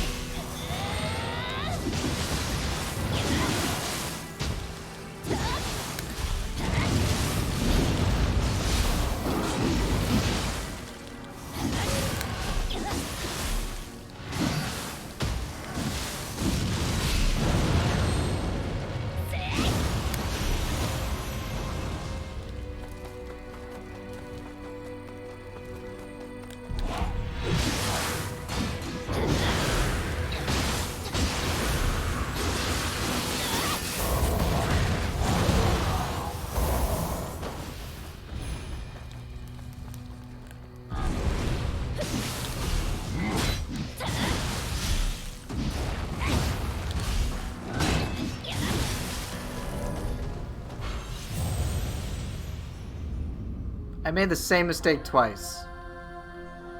Spirit Wind, and then I got punched. So then what do? Spirit Wind, and then I'm gonna get punched.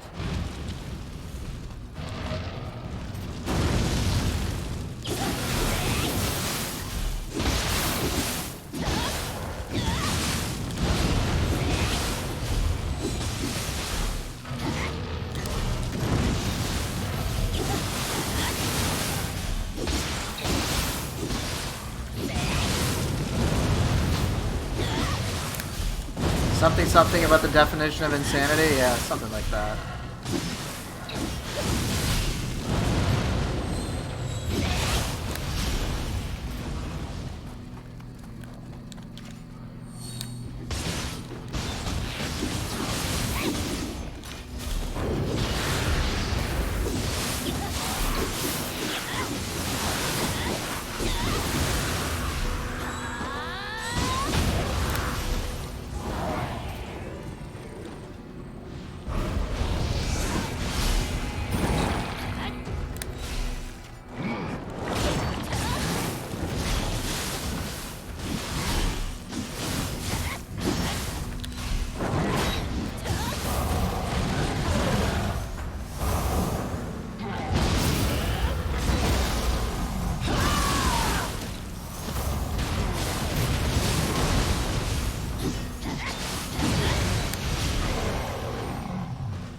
Sure.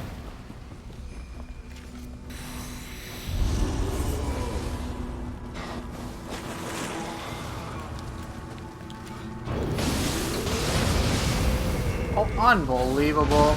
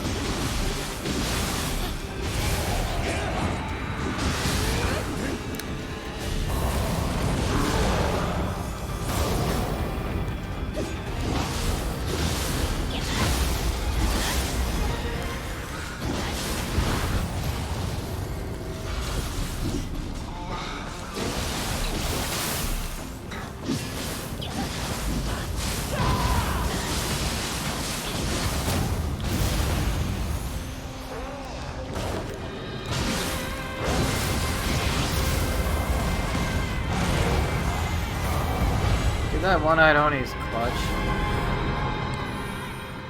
Thing's nuts.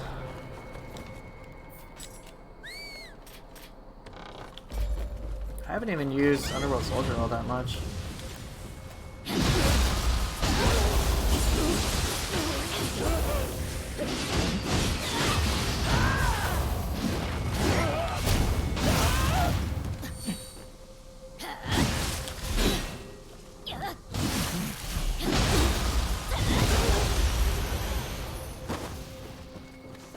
Why do I go for the capo at risk to yourself?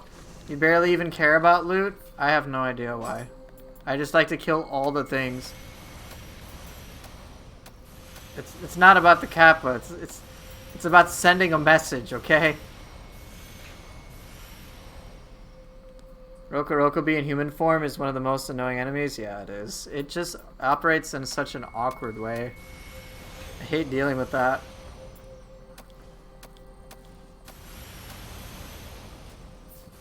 Do you get better loot if you kill it? I think you just get loot. I don't know about anything beyond that.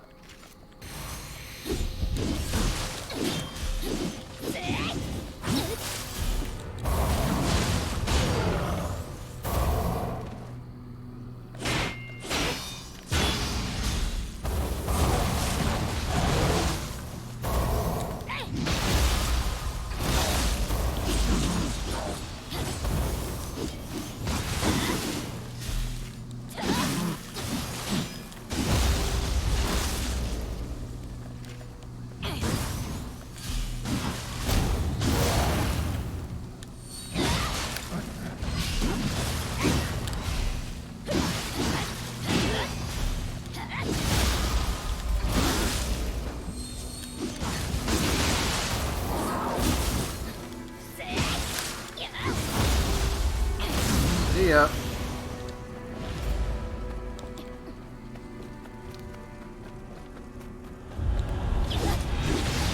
Oh, come on, dude!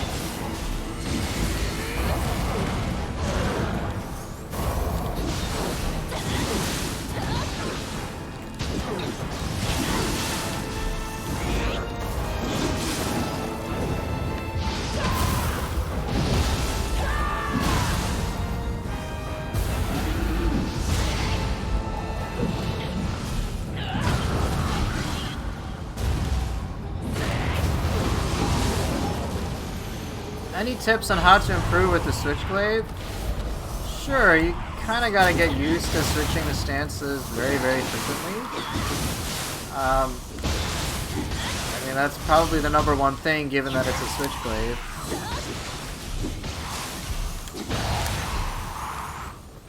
That's really all I can... That's one of the easier things I can tell you. And you will kind of have to learn how to chain moves together, but beyond that, I don't really think there's much else.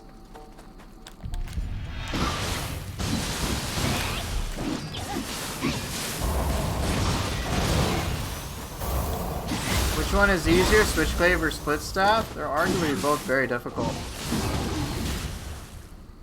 I don't know if... I think they're both fairly challenging.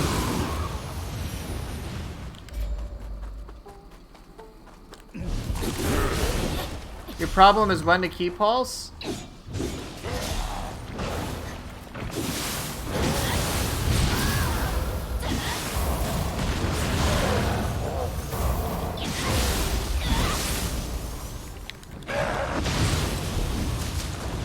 Generally, just do like one or two. If you're gonna do switch stance attacks, do like maybe one or two back to back, and then keep pulse in between. You kind of got to figure out what your own unique rhythm is to it. There's no like right or wrong answer per se.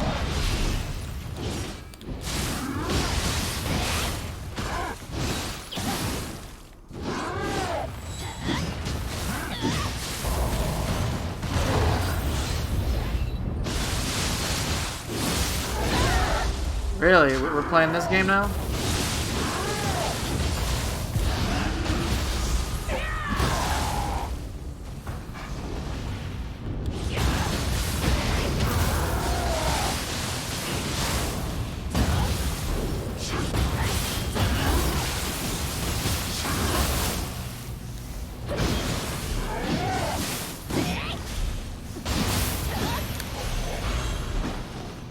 Right.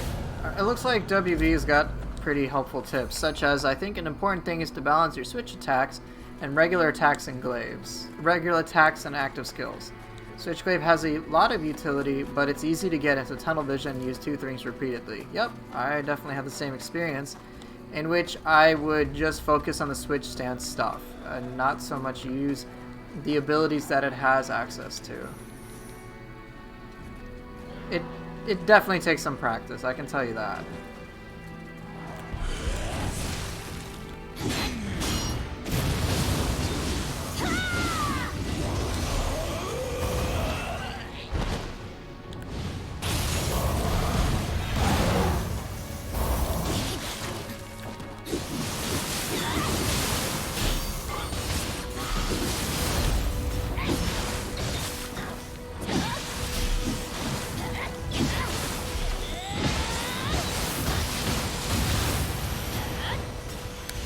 Right, it is really gonna boil down to a lot of practice. There's no easy answer besides practice, really. Knowing what to practice is very important, and I think WB hit on those notes pretty much spot on.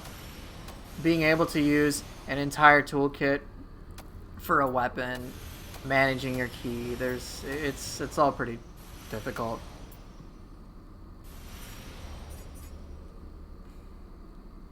Right, of course you can do a certain one skill spam, like, exactly, you can do Arc of Chaos spam, or Cyclone spam with Switch Glaive. With Split Staff you can do Shin Crusher, Dragon Dance spam, you know, stuff like that. There are a lot of the moves that seem pretty straightforward to use, so you could just do that, but I imagine if you're asking me, it's because you want to understand how to use the whole thing in its entirety.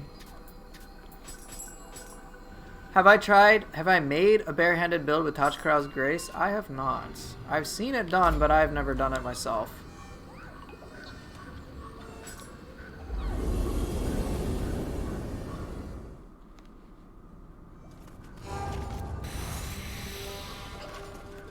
Alright, let's see who boss 3 is. Wow, we got DLC bosses back to back. Well, not back to back, but 2 of them this time.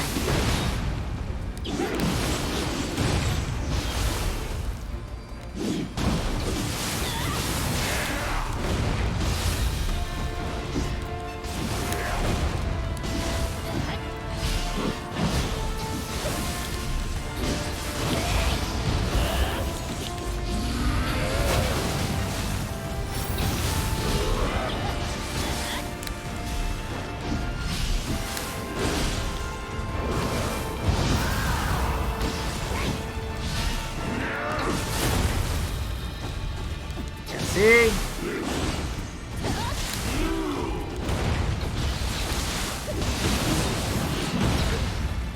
We got a problem. Shit! This boss is nuts if you aren't on your game. Try to stay toe to toe with him. Quite an exercise. Of course.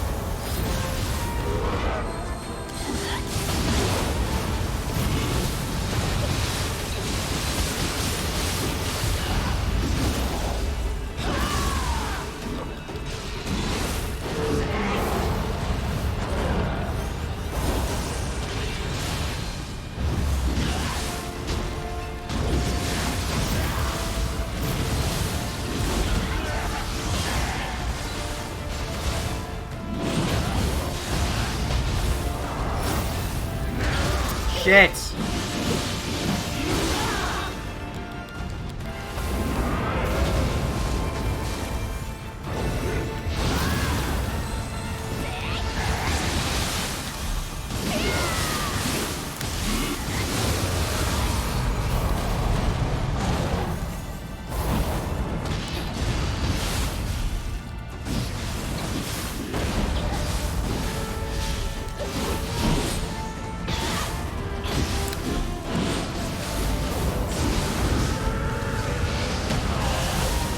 Dude, I'm gonna get fucked over so badly!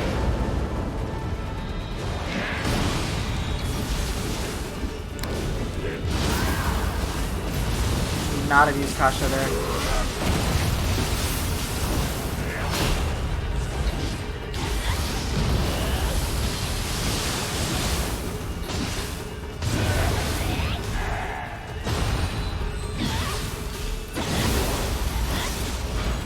Whew. This boss always causes me to have to focus. I can't, like, when I can get into rhythm, it's not too bad, but getting to that point can be very tough. Many players found this boss to be underwhelming. I think it's just because they were clouded by how they fought Tate Ibushi. But honestly, I find Tate Ibushi easier than Nightmare Bringer. Because Tate Ibushi, there are many, many moments you can stop her and shut her down. But players don't really know about that. Like, you break her horn, there goes half of her max ki. Like, it's gone. Alright, and if you get in the habit of grappling her, you always have that as an option because she regenerates it. It's kind of the same with Shibata. But with Nightmare Bringer, there is no such thing. He has... It's just... Nightmare Bringer is a boss you gotta constantly be in your game. Many players weren't comfortable staying close range to Tate Ibushi, like, at all. But Nightmare Bringer, they're more comfortable because it doesn't appear like... It's more of a constant fight, whereas Tate Ibushi has, like, those quick things that can destroy you. But I can tell you from me watching a lot of players' footage, the way that most players play Nightmare Bringer is definitely frustrating. I've had people say, oh, Tate Ibushi wasn't that bad. But Nightmare Bringer, yeah, because it's like they play at the range which Nightmare Bringer completely exploits. So it can be incredibly challenging. It just depends on who you ask. I remember, I mean, the first time I fought Nightmare Bringer, it felt a lot easier than Tate Ibushi did. But over time, like, once I've learned Nightmare Bringer, and versus when I've learned Tate Ibushi, I'm like, yeah, Tate isn't really that stressful for me. It's like, yeah, I gotta dodge a couple of things, I gotta do that. It's more of like a puzzle for me at this point. With Nightmare Bringer, it's like, dude, it's exhausting. If you fight, if you're not gonna want to fight Nightmare Bringer in the deeper depths because he's resistant to practically everything except purity and corruption. So confusion tactics are gone, and his ki is so fucking high. Nightmare Bringer has a ton of ki. It's just, he's overall much more balanced, so it's not too bad. Yeah, Nightmare Bringer can be tough, but many players are like, oh, let me stay to his sides and let me stick behind him, which is like, yeah, that's what you're supposed to do. With Tate, it's just, she does so many quick things, you run out of ki, if you don't know what you're doing, you die real quickly. But yeah, it's just a matter of perspective. Mario, that's not my name, dude. Honey, that's not my name either. That is definitely not my name, honey. You should know this by now.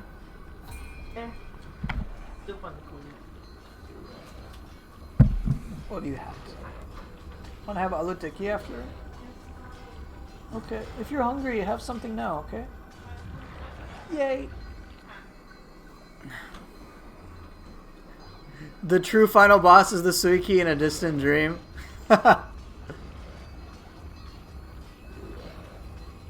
I think, for me anyway, I enjoy Nightmare Bringer more because it feels in line with a lot of the other enemies I like, in which there's this constant flow to the battle. I like that a lot. And whereas with Tate Ibushi, there's many moments where it's like, all right, I guess I gotta dodge everything, which you know, when she does like her multiple attacks, it's like, yeah, you can try to get behind her, and she always has like a dedicated counter to that, but she becomes very flowcharty. But again, the first time Tatsuya took me much longer, and then when I got to Nightmare Bringer, it wasn't so bad. But now I'm like, it's the other way around.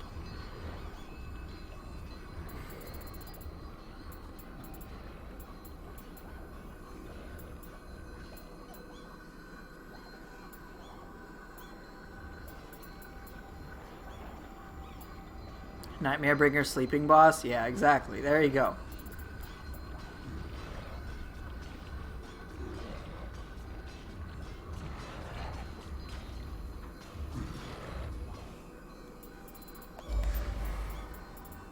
Fist and Kasha? To be honest, you don't really like how much Team Ninja abused the delayed combo design in Nioh. Can you explain, for example, just so I understand what you're referring to?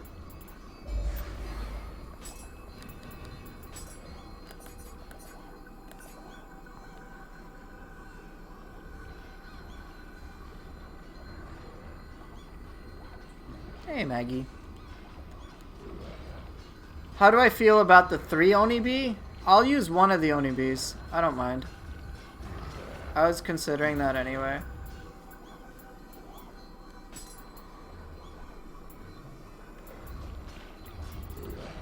Many enemies have combo attacks that pause just long enough to appear to be finished, and then instant next hit to punish player who think they're finished. Yeah, I can see why you'd be annoyed by that. Think Gigi? I've noticed this on Imagawa Yoshimoto the most. I don't mind if enemies fake me out. It just depends how they do it.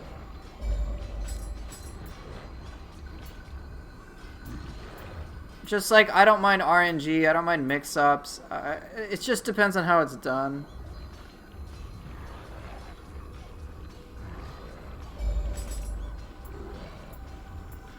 But the manner in which that will be done is very subjective.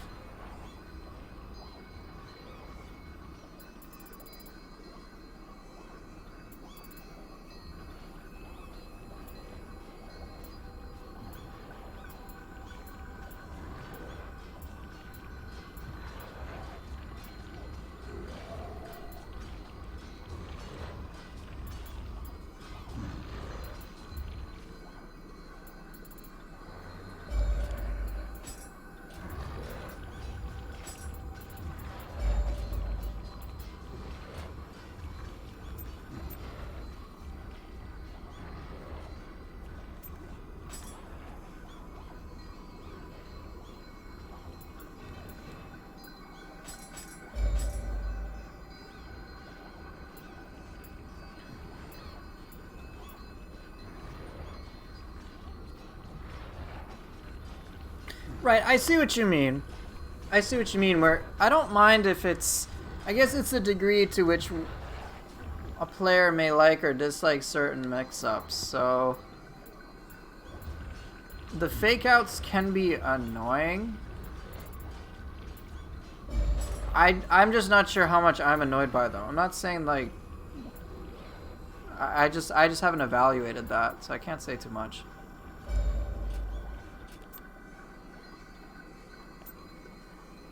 It's annoying when everyone does it. I'll have to think about it. I don't know if I have an answer for how I feel about it yet. I know what you mean with Gigi, though. It's like, oh, did he stop? I'm going to go punish. And it's like, no, I'm going to roll you over. And so that throws people off. But what other enemies do you find it frustrating? Ones that stand out to you anyway. The fake outs are fine when you can learn them. I think it depends on the degree of their fake out. So Gigi is one of those opponents where I'm pretty much, even to this day, I'm like, alright, I think it stopped. And it's like, nope.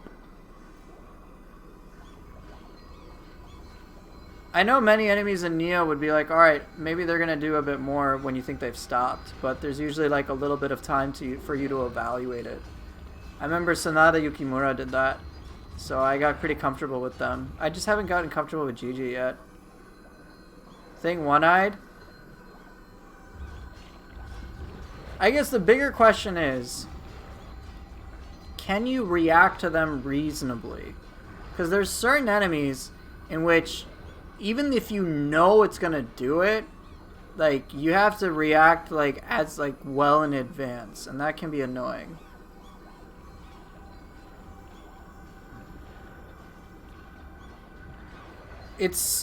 I think, if there's a way you can build up to learn how to deal with it in a reasonable way, I don't mind. But if it's like you can't interact with it, like, for example, Saito Toshimitsu. Alright? He's like, you think I'm gonna attack? I'm gonna dodge right up to you? Oh, I'm gonna block. And then Cuckoo's Call. You're like, the fuck is this shit? You can learn it, but only by sheer pattern recognition. Yeah, and I know in fights like Saito, it's just too unreasonable to enjoy. I see what you mean, though. Like I said, you have to count hits. Oh, man.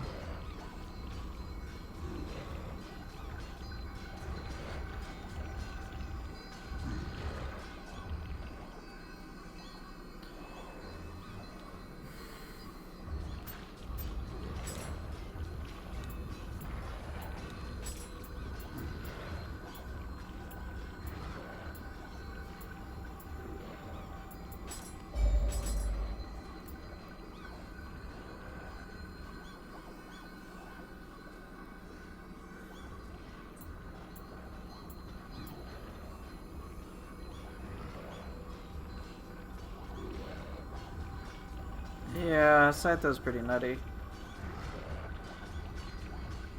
It's impossible to do it by instinctive reaction. Yeah, I don't necessarily like that either. Saito Toshimitsu's burst attacks, I think, are a little too overtuned. In terms of how you counter them, I have to throw it out on instinct. Like, he'll do imperative strike and then flash attack. I'm like, I've even said this in my videos where I'm like, just burst counter anyway, because of the just in case moment he does a follow-up, like, as opposed to reading it, because you just can't react to that immediately. You have to throw it out preemptively, which is, I think, it's just kind of weird with how all the other burst attacks work.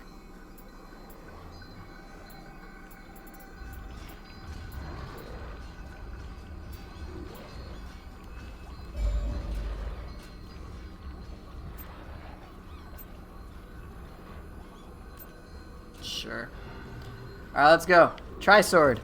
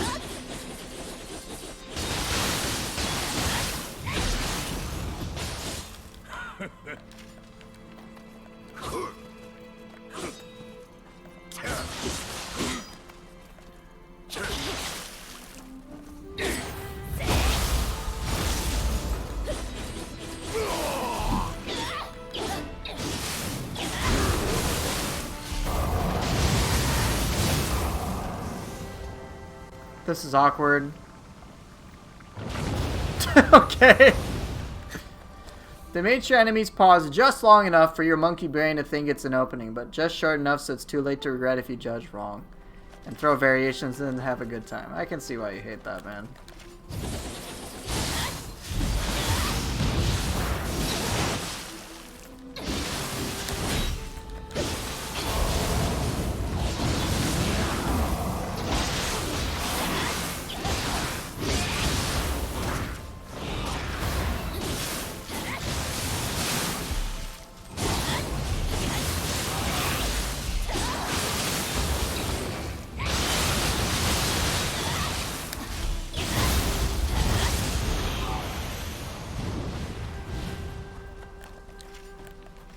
So awkward. The Rokurokubi chose to die from fire damage rather than engage. I know. Honestly, human bosses in Nioh 1 were overall a pushover. I'm dead serious. They're much better in Nioh 2. But I still think they could benefit from improvement.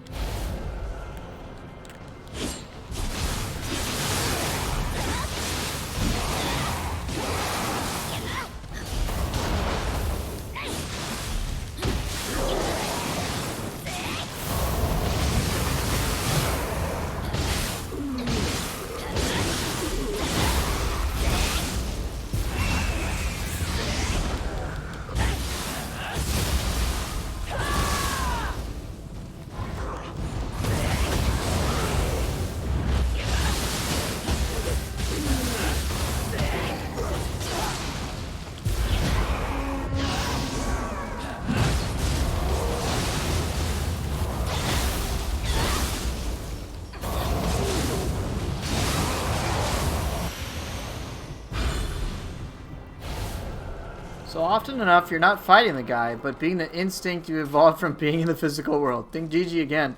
He leaps way up in the sky and stomps the ground, and the monkey in you will feel like, oh, that's going to take a moment to recover from gravity. Right, but since this is a game, he doesn't care and rolls into you. Yeah, I see why that would be annoying. It doesn't... It kind of goes against what you would assume is something reasonable. That's why I said, like... I'm fine with some mix-ups and stuff, but I want it to feel reasonable.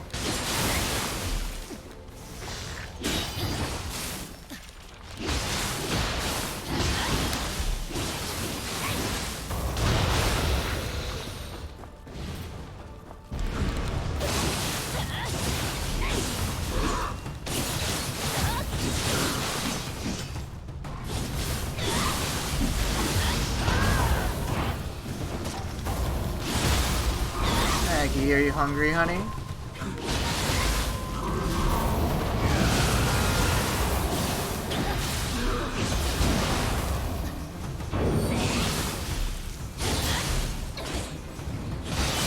Yeah, many enemies do that. It's just some of them are more egregious, and some of them are like not as big of a deal.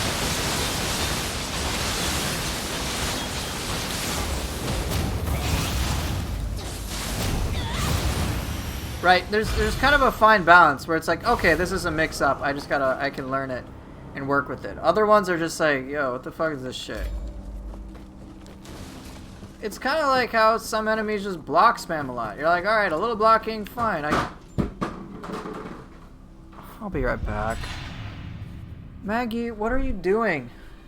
What did you knock down?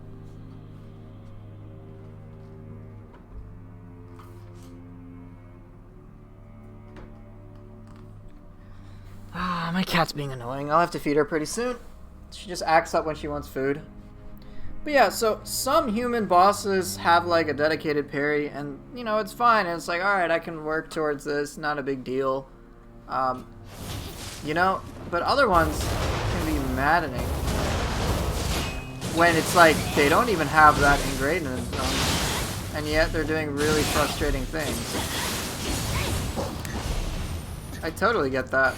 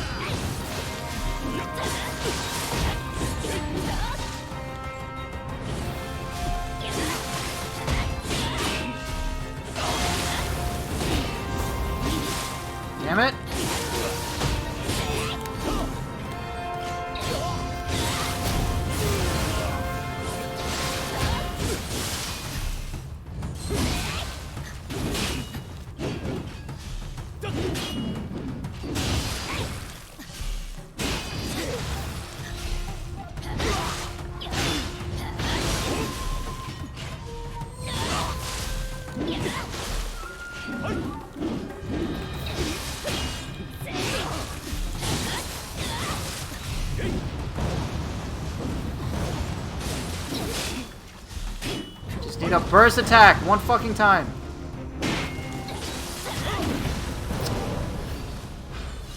What buff does he give? So the first buff he gives is, I think he reduces the amount of ki he consumes, and then the second buff is basically hyper armor.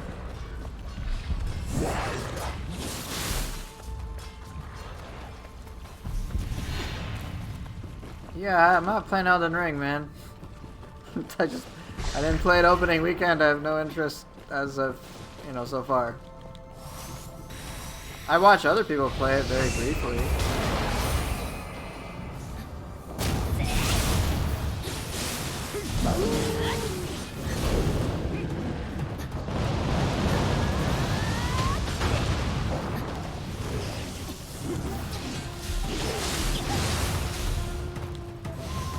Alright, here we go.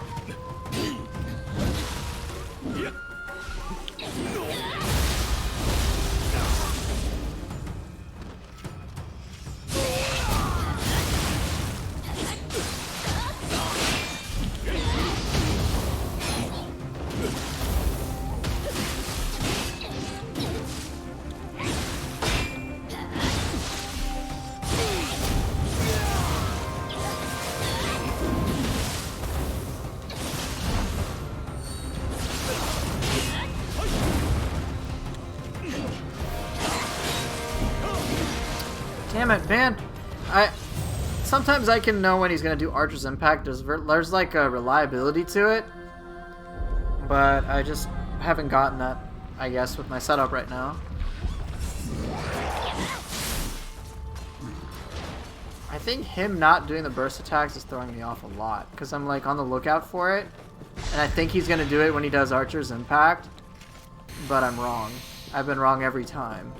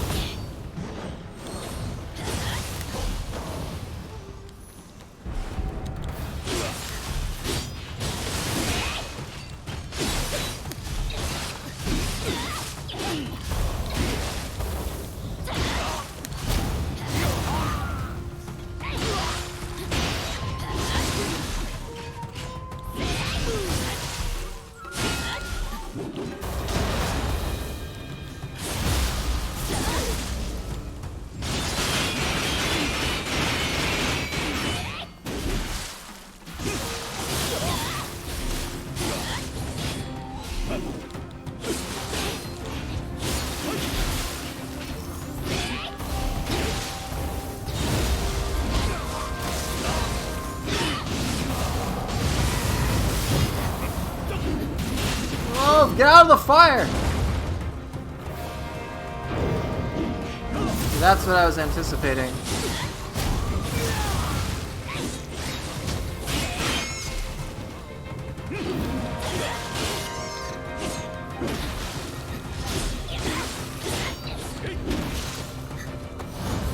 Son of a bitch.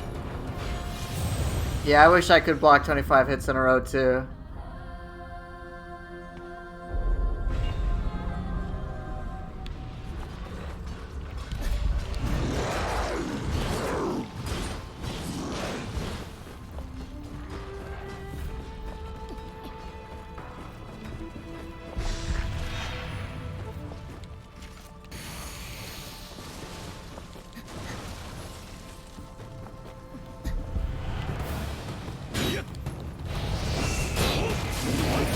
Can you not?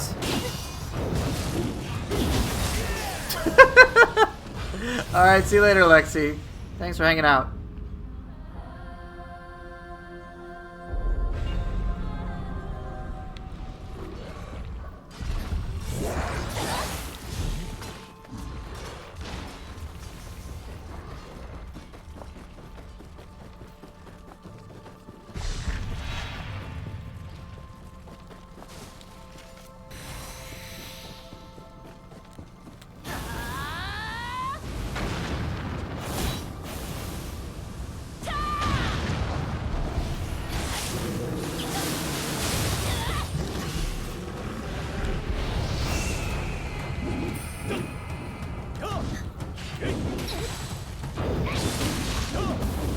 Damn it!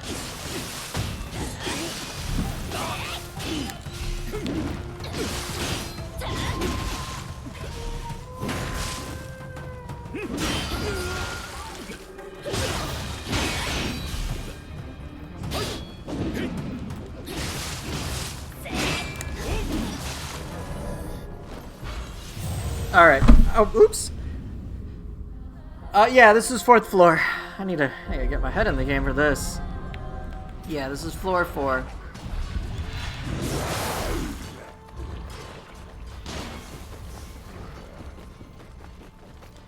You ran this a few hours ago?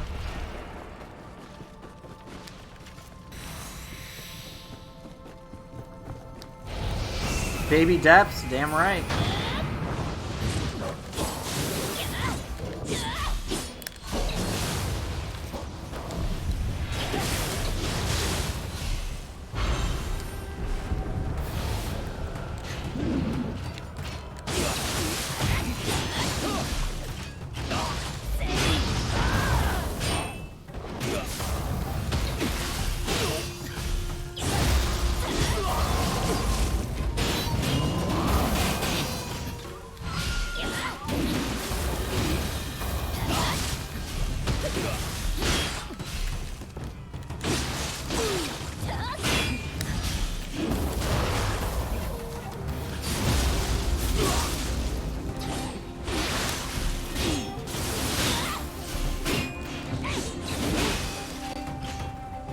Not fight him in a corner. I need some space.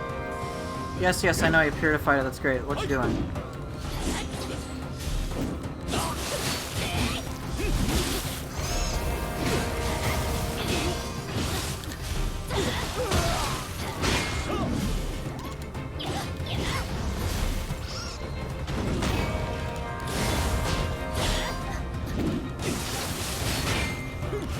No! Dude, people's what I want you to!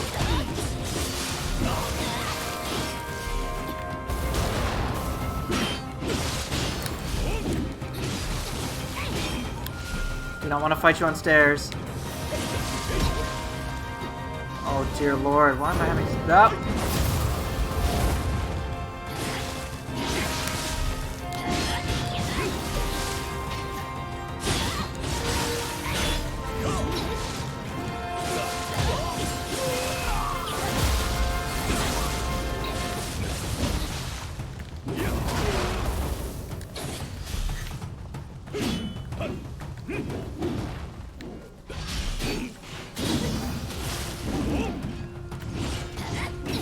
Can you not? Stop! He's picking the perfect moments to fuck me over.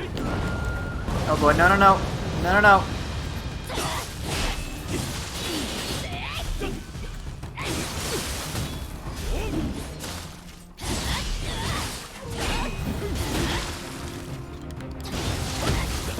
God damn it! Perfect! No! No! Yeah, he uses fist moves. He has quite a few of them. He does Archer's Impact. He'll do the flash attack. I'm getting filtered by Kukai today.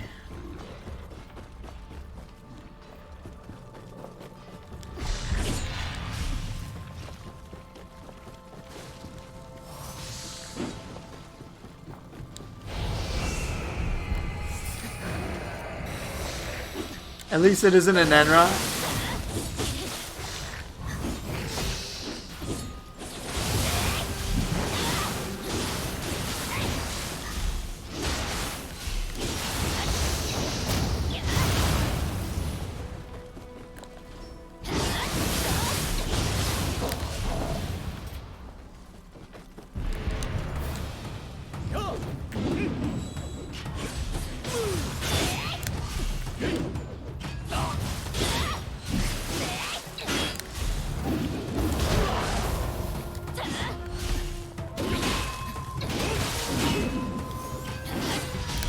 Regen my key if I'm gonna do this right.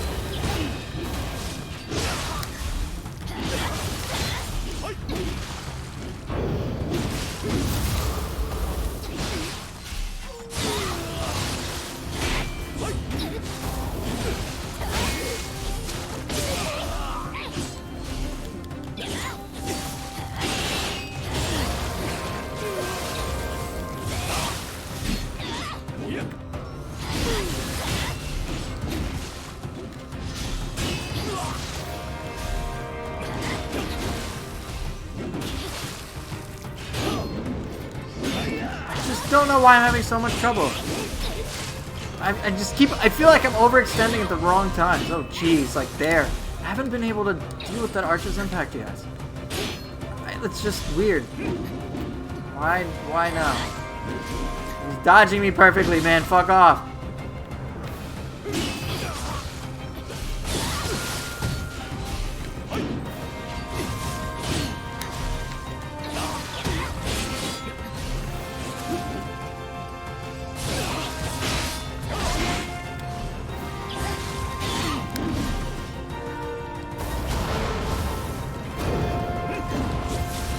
Shit, I didn't have the anima! Fuck! Fuck! Oh, this is going so badly. I was at 0.9. I was at 0.9. I was like, shit! And then I tried to compensate. Okay, I need to figure out what I'm doing wrong and what I can do to compensate and to make up for it. Am I dying? Dahlia, I'm always dying. As you would say, if I'm not crying in pain, am I really enjoying it?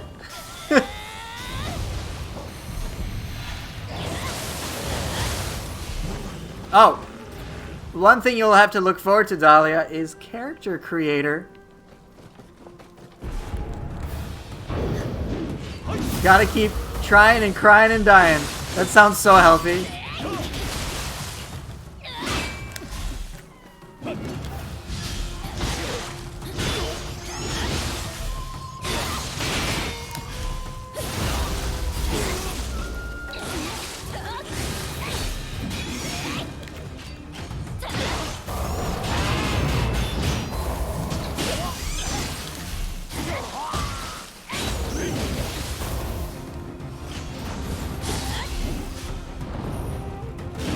What you got?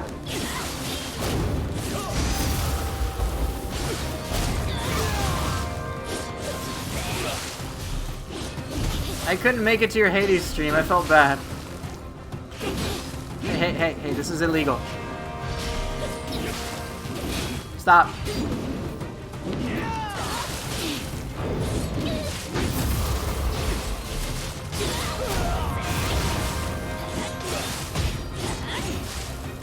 Hades is super chill. Ow.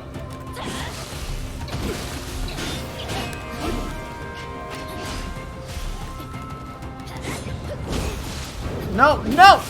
No! I died! Here, Dahlia, you want to see some Mortal Kombat moves with your favorite weapon, dual swords? I'll show you. I'll show you. I was trying to encourage you to try to use a move. It's called Water Sword. This is what you could have done.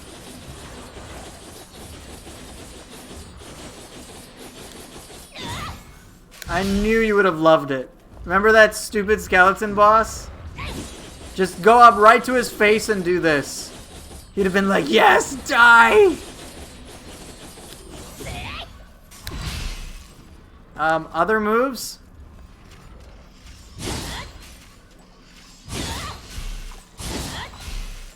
You can see the buttons, hopefully. Yeah, Gasha Dokuro. You think I might have done that move on mistake? Yeah. Also, Cherry Blossom, look. 2 buttons.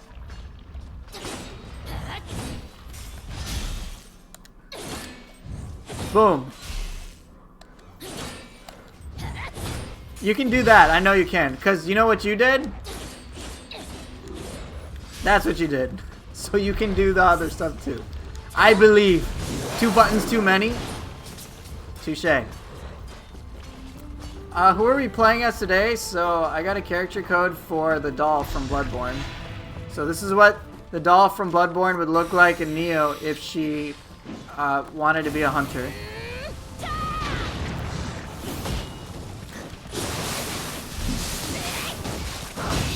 Dude, can I not die?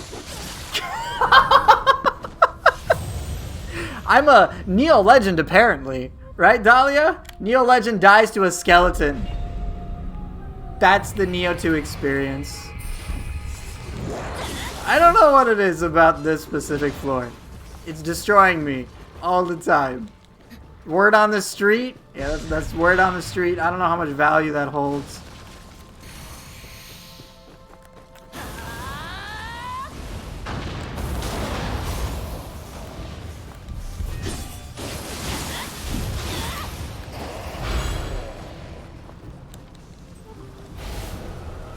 Let's try this again. Damn it, that wasn't close enough.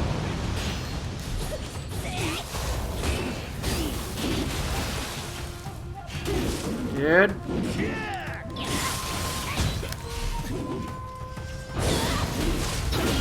No! Stop screwing that up!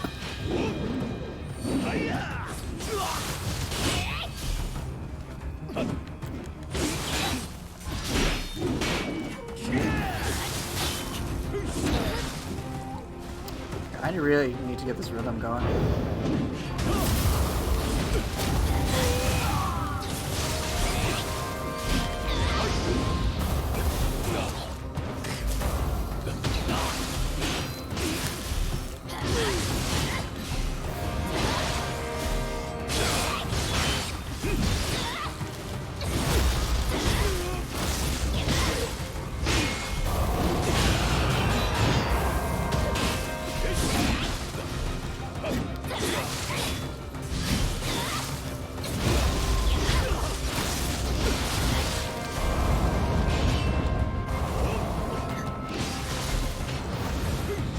Alright, phase 2 now.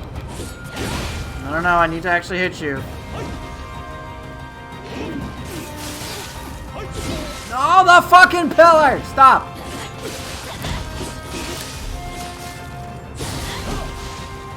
Alright, I got a problem here. I need to get that burst attack. Everything right now is really bad.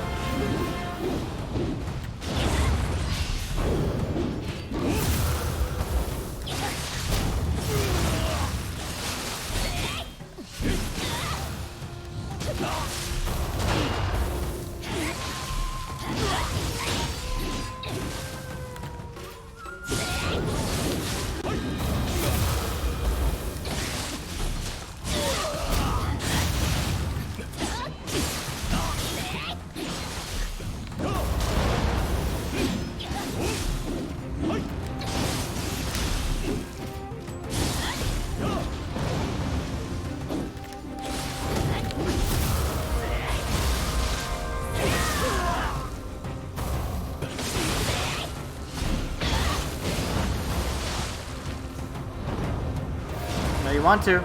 I'm waiting.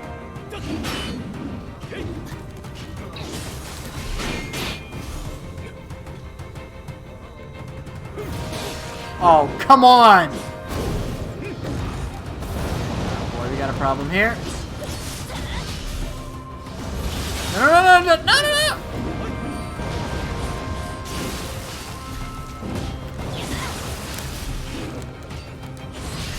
This guy, I can't kill him for some reason.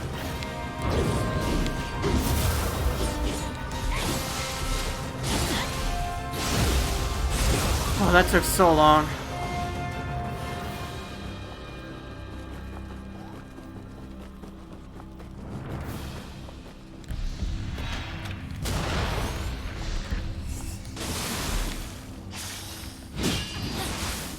Dahlia, thanks for the host.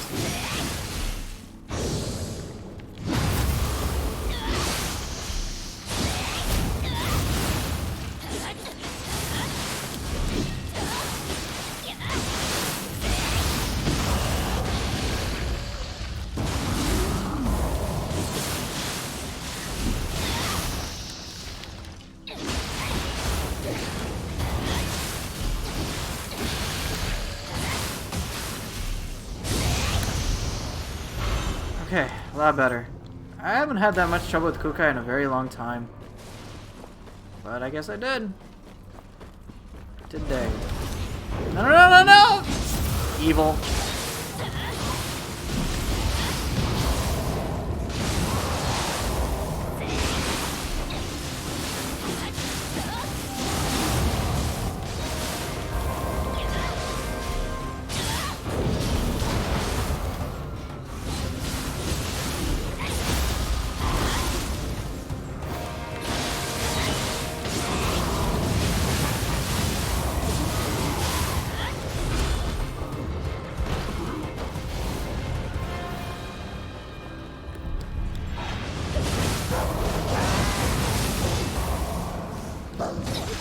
Hey, hey, hey!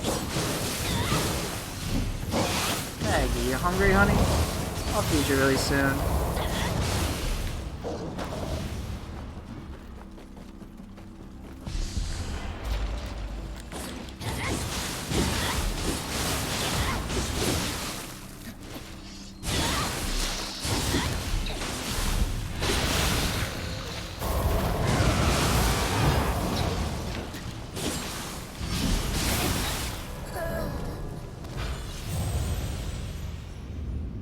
Damn it. God damn it.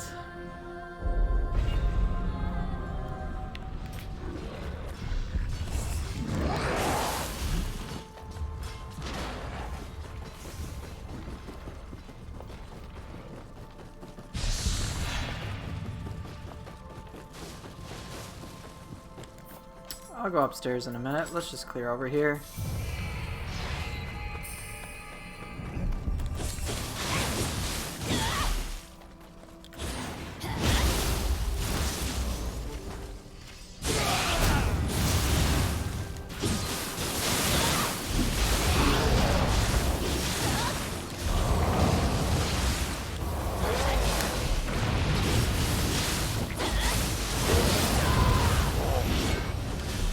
Okay, let's go fight Itsumare.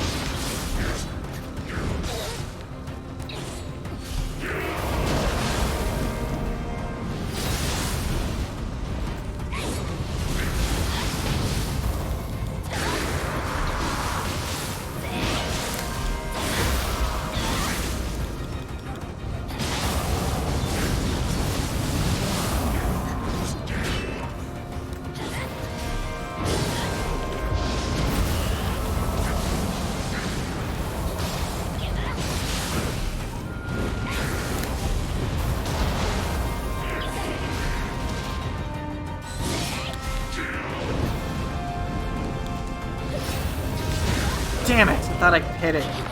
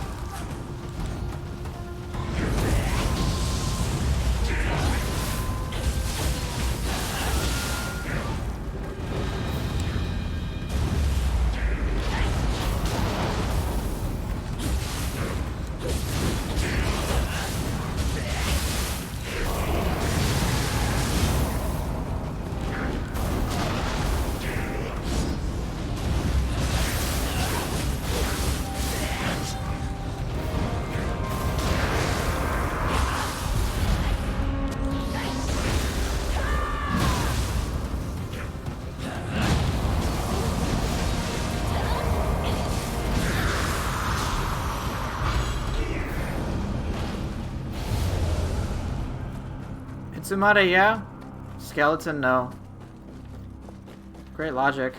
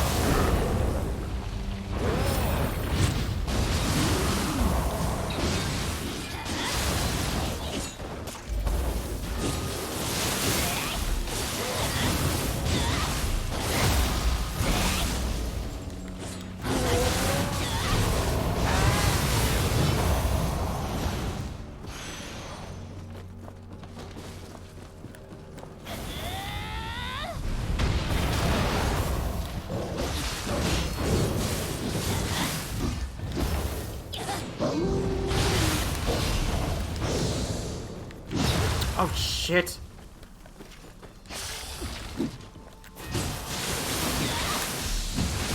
No, no, no! No, I didn't want that to happen. Fuck, I didn't want the flash to happen. I was trying to switch to Adachi to Bolting Borat. God damn it.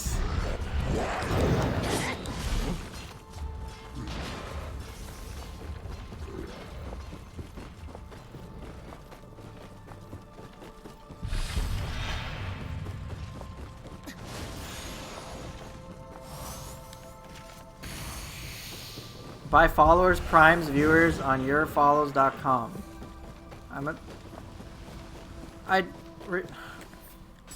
Really?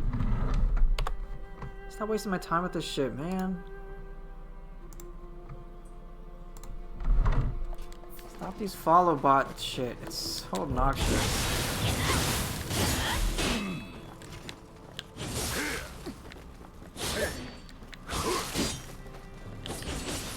Dude, please stop. What?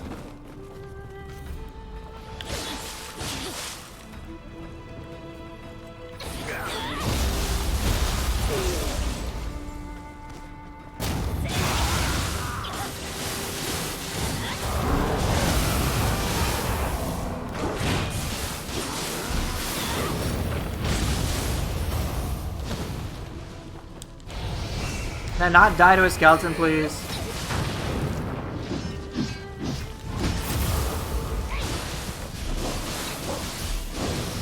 Make me dab. There you go.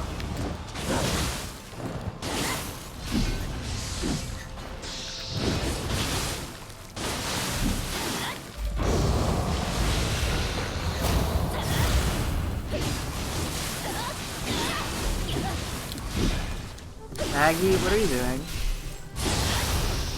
My poor cat Maggie's hungry. I have to feed her before I fight the boss.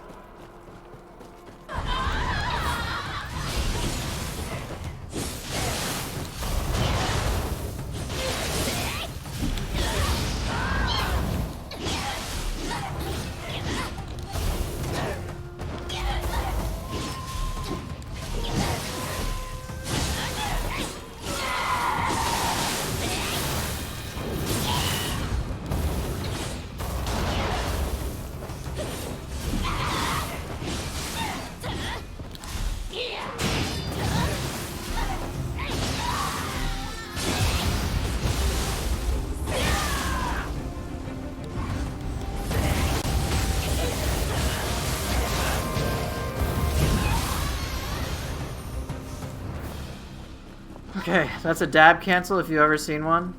Wait, wait, wait. Is that Azura? It is! Let's kill him. He's using Kasha and Maeda. What a surprise. Oh, it's Hanfa.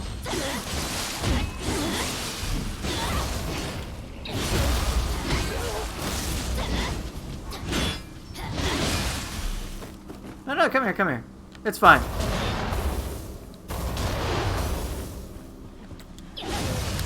Sorry, Azura, you're dead. Kasha Nippon can't save you there.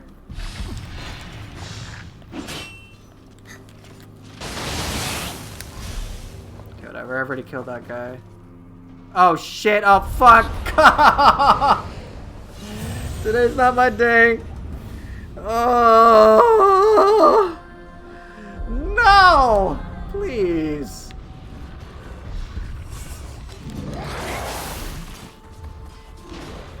I'm dying to skeletons. I'm dying to gravity. I'm dying to Kukai.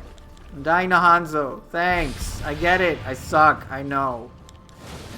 Just spare me more humiliation. This is probably what happens. You know, I think what's really going on is this. It has nothing to do with my skill, okay? I'm obviously the best player since sliced bread, okay? What's really going on is Team Ninja's community manager is super salty. And that I talked about Hayate. So therefore, he has infected my game with viruses. That's what's going on. Can't convince me otherwise. It has no. I'm not taking personal responsibility for stuff I'm not responsible for. Okay, it has nothing to do with me. It has all to do with Team Ninja. I need to call his boss, the director, and be like, "Yo, man, he's hacking."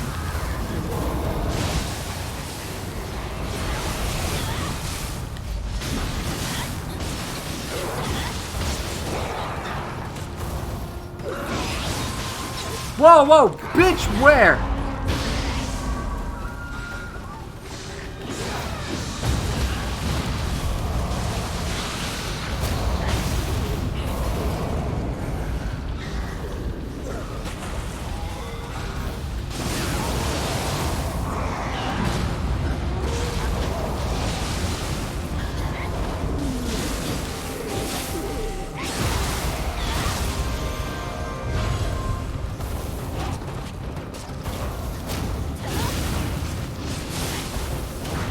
Place just hates you. I would be inclined to agree. Except I think it's even worse. I think Master Team Ninja's community managers hacked my game, man.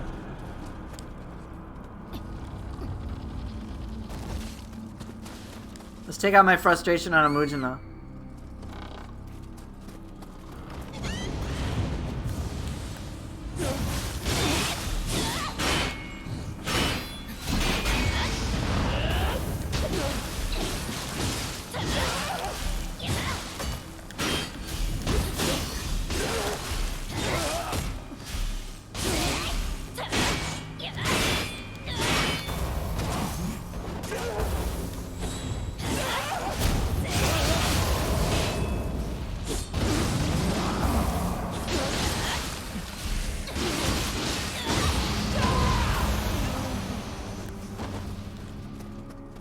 Okay.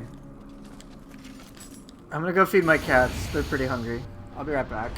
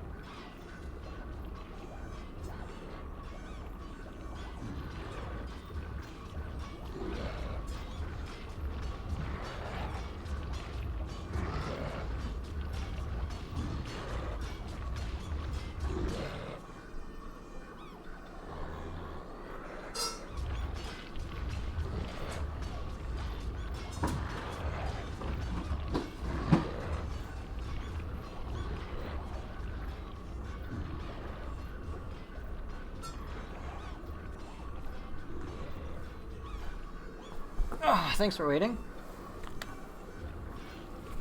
Okie dokie. Let's see what I can do about these soul cores.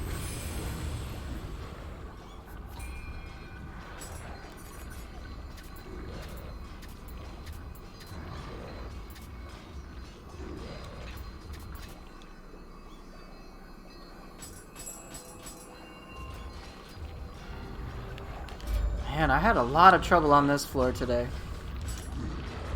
Kukai and Hanzo, huh? But not Kukai I expect. I just kept messing it up. Alright, let's see who we got.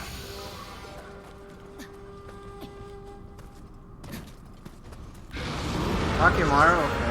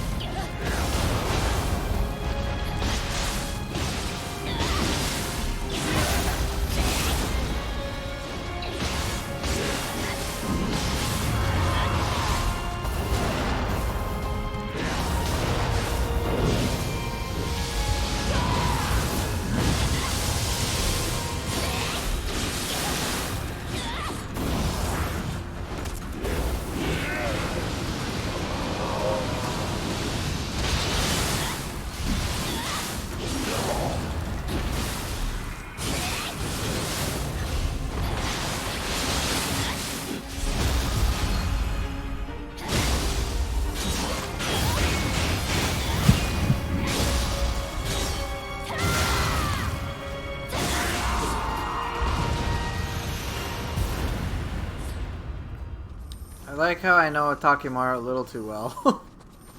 Oh well, whatever. I remember when he used to be so difficult for me. First few times I fought him. Actually, more than that. It was such a huge challenge. Now I'm like, oh, it's a Takimaru, not that big of a deal. It's not too bad.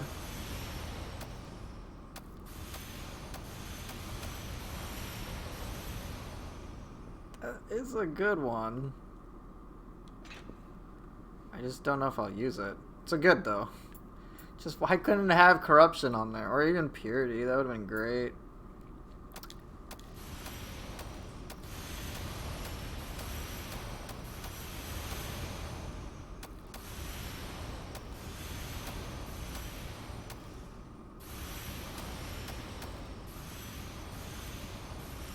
Damn it! I actually want the yokai shift stuff. I actually miss that. I wish they put that in. But I guess they took it out.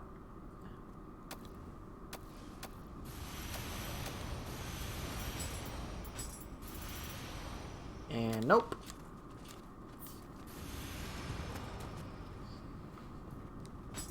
You can't handle the feral. The feral is pretty crazy, but for the most part, I've noticed, especially after using yokai shift, he's just doing mostly standard feral moves. Yeah, now he's like Sanrio Storm spam. I hate that. The feral form is very tricky because of the Pierce Guard shit and whatnot, and it's really fast. But honestly, I think of the three, the Phantom version is the trickiest for me. But once I realized that they're more or less very similar in regards to just like moveset to yokai shift, like it's not as big of a deal. Alright, so I've got, what do I have left? I have fist, staff, and no, I already used hatchets. Oh, fist, staff, and kusarigama. So fist, staff, and kusarigama are what I have to choose in between. I see fist, kusa. I can do that. Yeah, sure.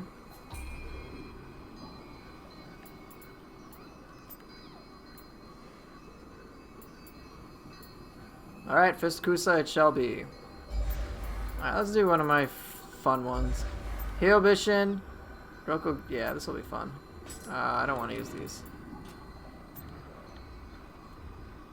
So, okay. It'll definitely be kusarigama. So let's just take a poll. And then I'll pick I'll pick one of the rest. Okay. Alright, so what's weapon 2 gonna be? So is it fist or is it staff? Hey, what's up, Joey? Feel free to vote. It's not blocked by the supply chain. Fist is too much wind, gotta make it a bit harder. Ironically, giving me staff makes it easier. Keep in mind, in the deeper depths, I didn't use fist that much. You loot Groom today. Did I lose a bet? Yes, I did. I don't know what the bet was, but I lost it.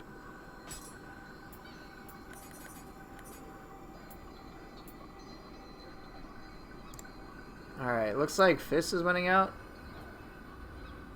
Fist is definitely winning out. It's 3-1.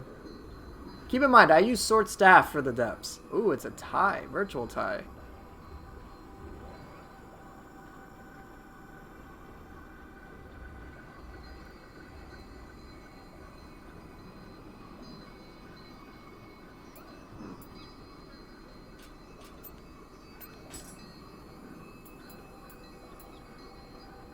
Fists wins by 1 vote at the very end.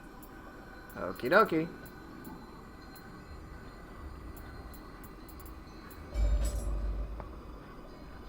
Yeah, I did sword staff. It's been like my comfort zone for like ever.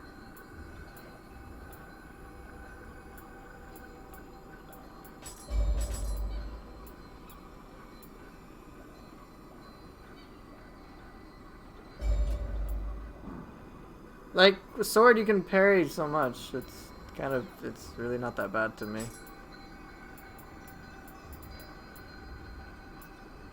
You'd have more respect for a depths clear with hatchets? Do you not realize you can make that super easy? Critical build advancing storm spam. Done. That's it. You just non-stop throw your hatchets at critical health and never take a hit. If you're talking about like hatchets play, sure. I don't even think it's as complex as you might think it is. You just gotta know how to use hatchets. The complexity is understanding how to use hatchets as opposed to hatchets having difficulty in the depths. They're gonna run into the same troubles that most other weapons do anyway.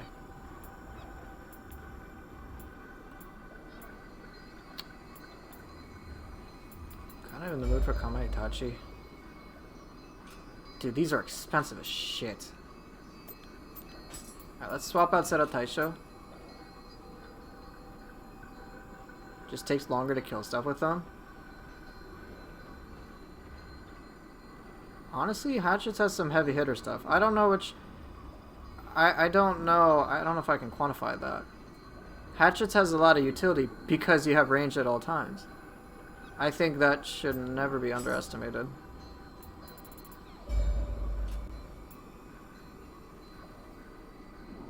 Sword. Tiger Sprinter Gap Closer. True and Through is another one. You can use Sword of Celerity for that purpose too. Heaven Flash is another one. Swift Step's a decent one. Kurama Sword Dance has forward motion, but it takes a while.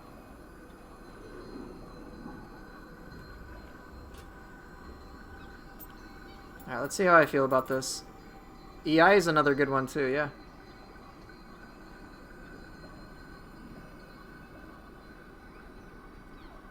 Alright, this seems spicy enough. Okay, so it looks like it's gonna be Fist Kusarigama.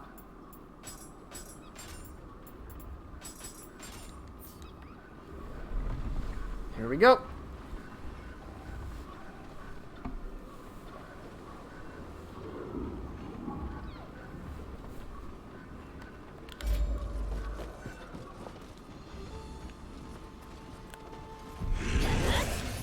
Really?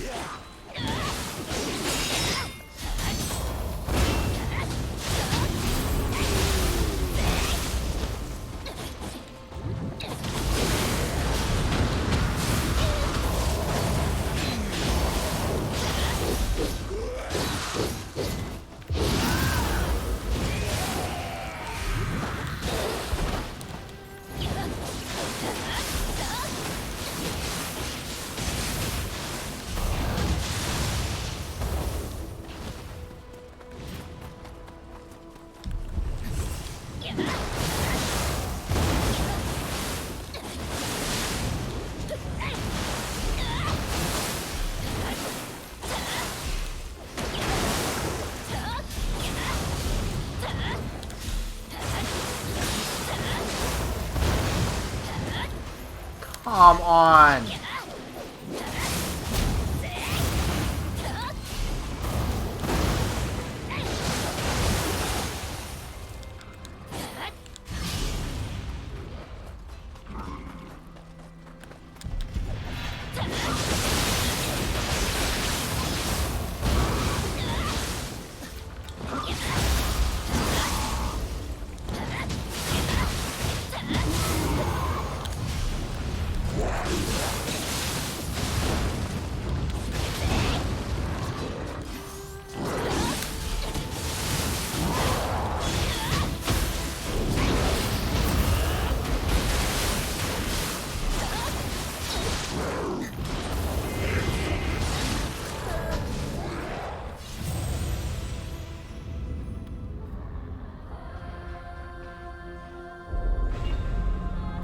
Probably should use something else.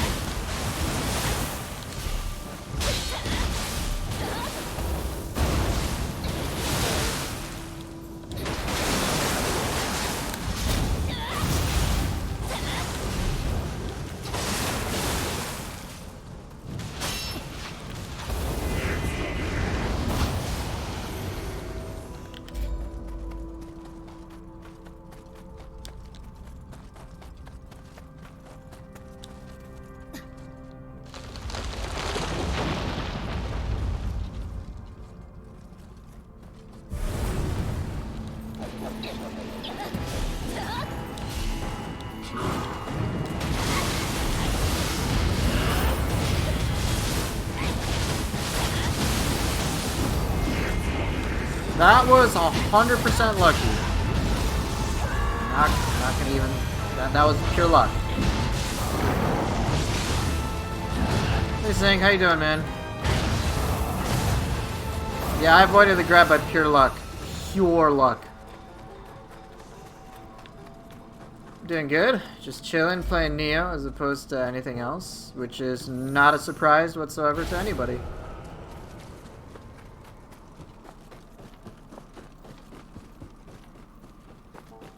Yeah, I'm waiting for Stranger in Paradise as well.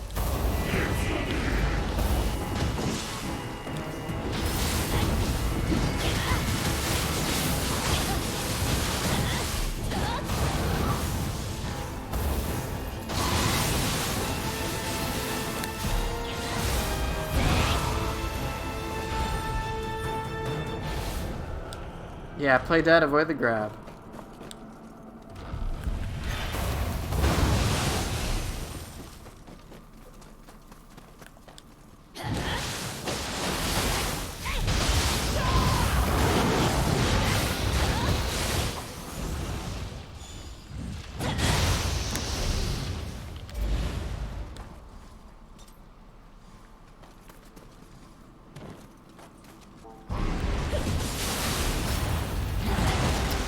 Shit!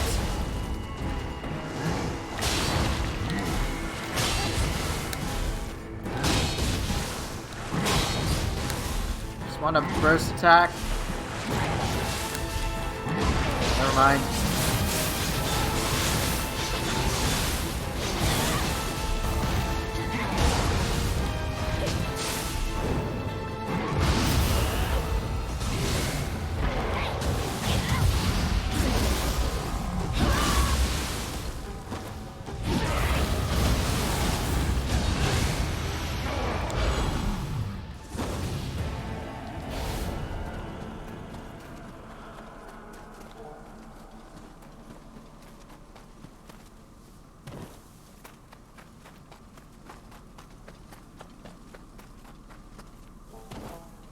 Alright, let's see where else I can go. I have never tried the Devil May Cry series. That's right. It's just, I guess, not too huge into what I saw.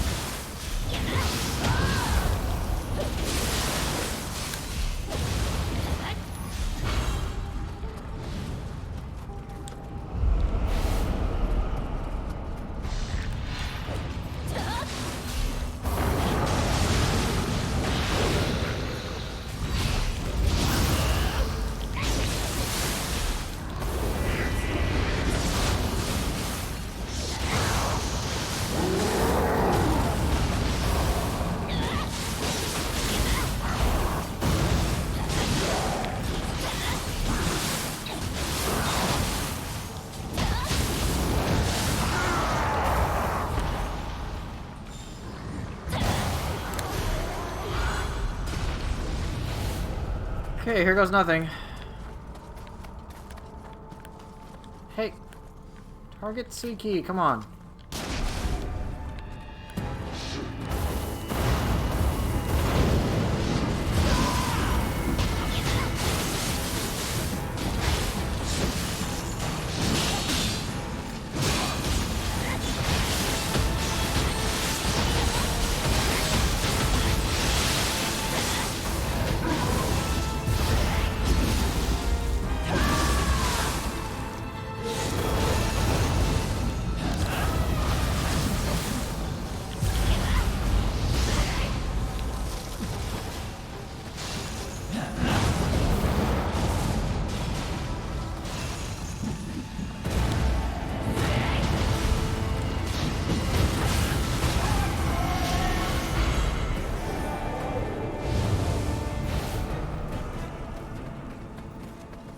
You think Fist is easier than Glaive or Staff?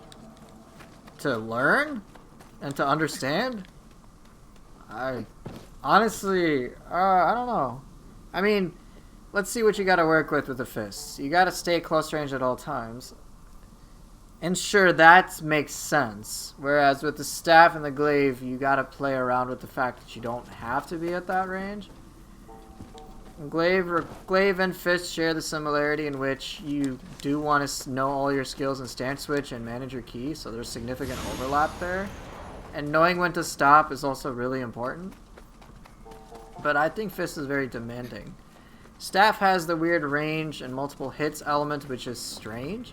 Whereas with Fist, I think players have an intuitive grasp on, hey, I should just hit a lot with it and make it kick ass that way. I don't know if I think it's necessarily easier to learn, because you'll be very key-starved if you don't know what you're doing. But I guess it really depends who you ask. It just depends on the player, I guess.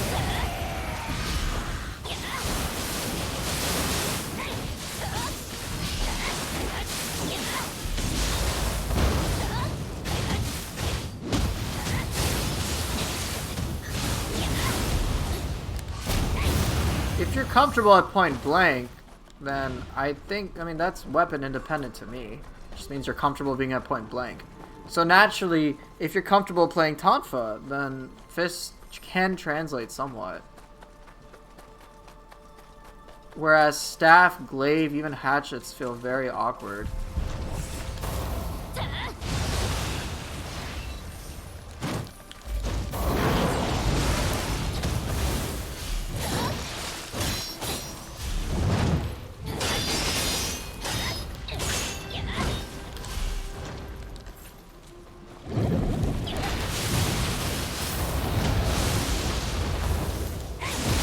That's how I see it anyway.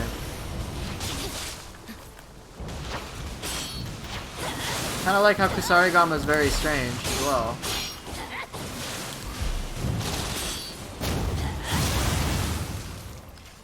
Hatchets clicked for you? Interesting.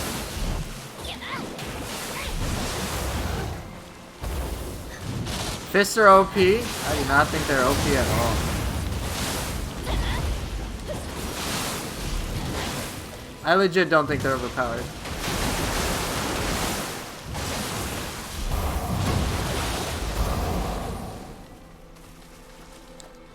After ending depths? For you? I seriously don't think Fists are overpowered. Like, remotely. Against humans, sure. But that's just because of zero key combos.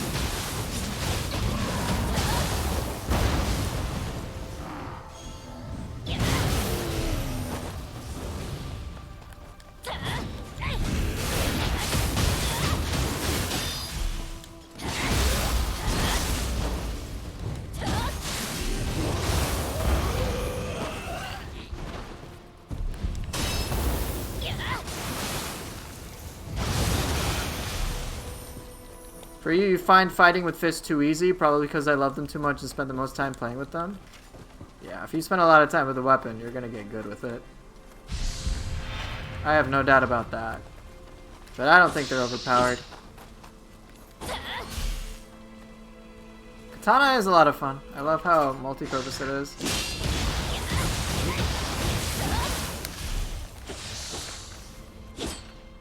Come here.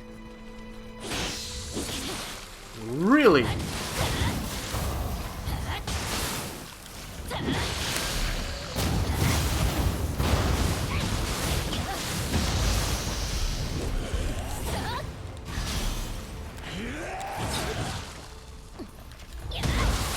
Not overpowered.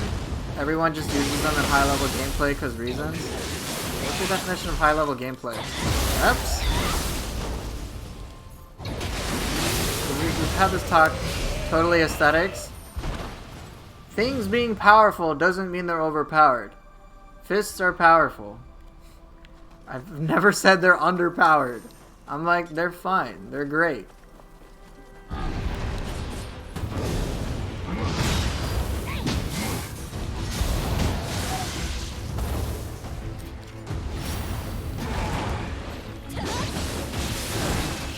Shit.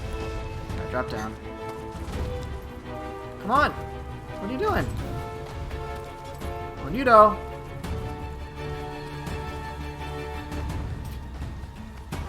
Do I need to have this talk again about why I think fists are fine? Are you just baiting me again?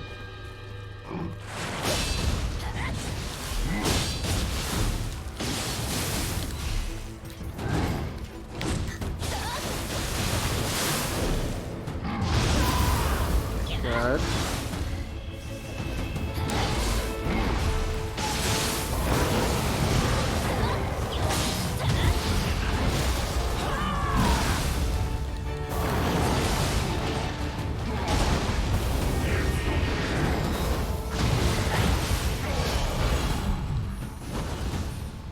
Do I need to have this conversation about why I think fists are fine? Why I think Ippon Datra is fine? Because I've had this discussion too many times to count. It's always the same stuff. It's like, yeah, congrats, people use them because they understand it.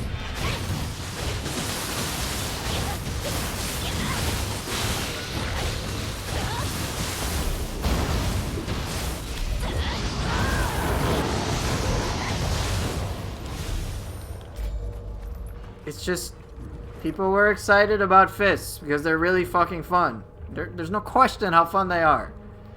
And so people spent a lot more time with them, and then they got comfortable with them, and then they understand how to use it, and then they use it in good ways against the situations in which they're meant to be used for.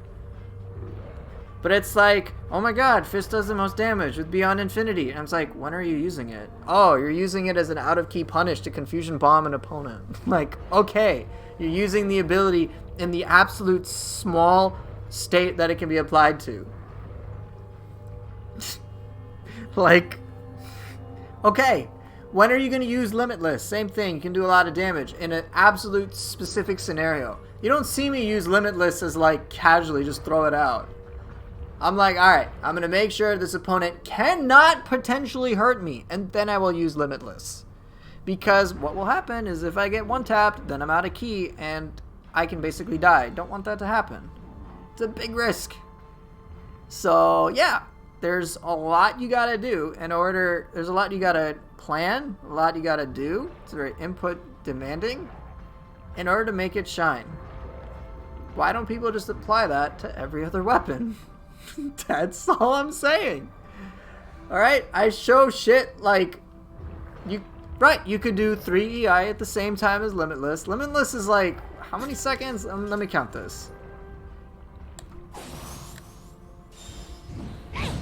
Roughly 2-3 seconds. 2-3 seconds of vulnerability, okay? Even if you nail it, you're out of key, by the way. So it's still a risk, and you can fuck up. You stick to your guns. I'm going as so far as to say without fists you would see depths clear, percentage drop horribly. That's because players... Okay. That has more to do with players' competency as opposed to the weapon. Seriously. People just wouldn't do it without fists? No, that's not the case. I have seen many endgame builds that don't use the fists. In fact, one of the easiest builds in the game uses the Odachi and just spams Moonlit Snow Redux. Non-stop. Okay? I've seen that. I've seen... Look, the easy moves for every weapon are as follows. Quick draw spam. People don't like it because it's not super crazy, so sword is shit, okay? Dual swords. You've got Sign of the Cross spam, God of Wind, and Water Sword, okay? Maybe Cherry Blossom. You see that a lot. Spear is apparently shit, except maybe Twisting Spear and Triple Threat, okay? Axe. You build really tanky, and then you just do any of the axe moves. Congrats. Kusarigama, just spam Reaper. Odachi, just spam Moonlit Snow. Tonfa is shit, because it doesn't have crazy damage. Unless very, very specific people who will do shit like Urgency and Pulverize stuff. Alright, very few people. Hatchets, Advancing Storm, critical build. Okay? Piercing Hurl, just throw hatchets, never engage in combat. Switchglaive, Arc of Chaos, Cyclone. Split staff, Shin Crusher, Dragon Dance. Fists, know the entire fucking weapon. Maybe your counter is going to be, but battering ram. Okay. That doesn't really work too well on yokai. It's like, fists are overpowered if, insert super, super crazy caveat, I have to understand deep amount of mechanics. Perfect timing, input demand, etc., etc., etc., etc. It's like, of course it's going to be powerful if you spend your time really learning how to work with it. Like, it kind of should.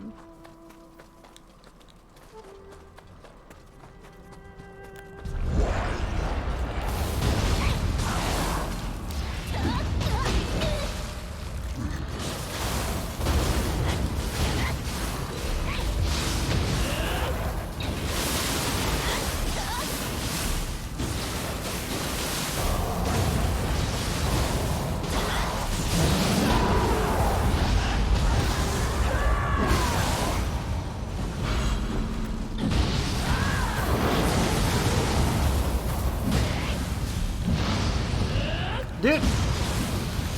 Beat this crap to a fucking pulp.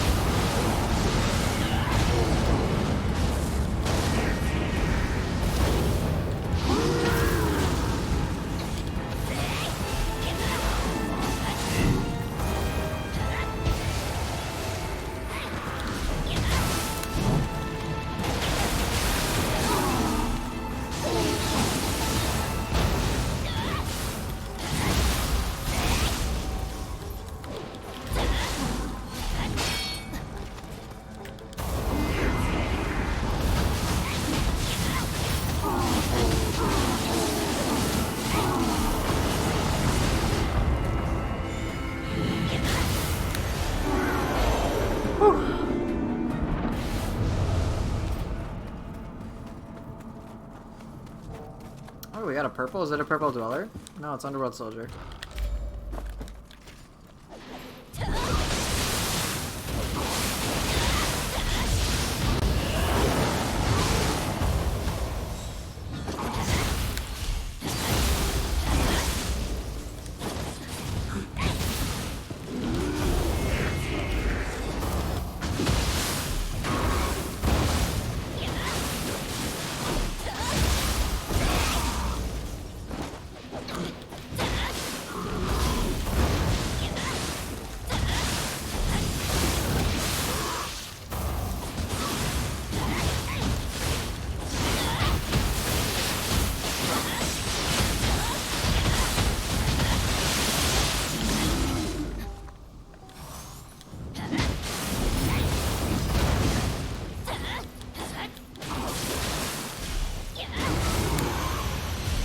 Almost got a super duper nice kill. Oh well.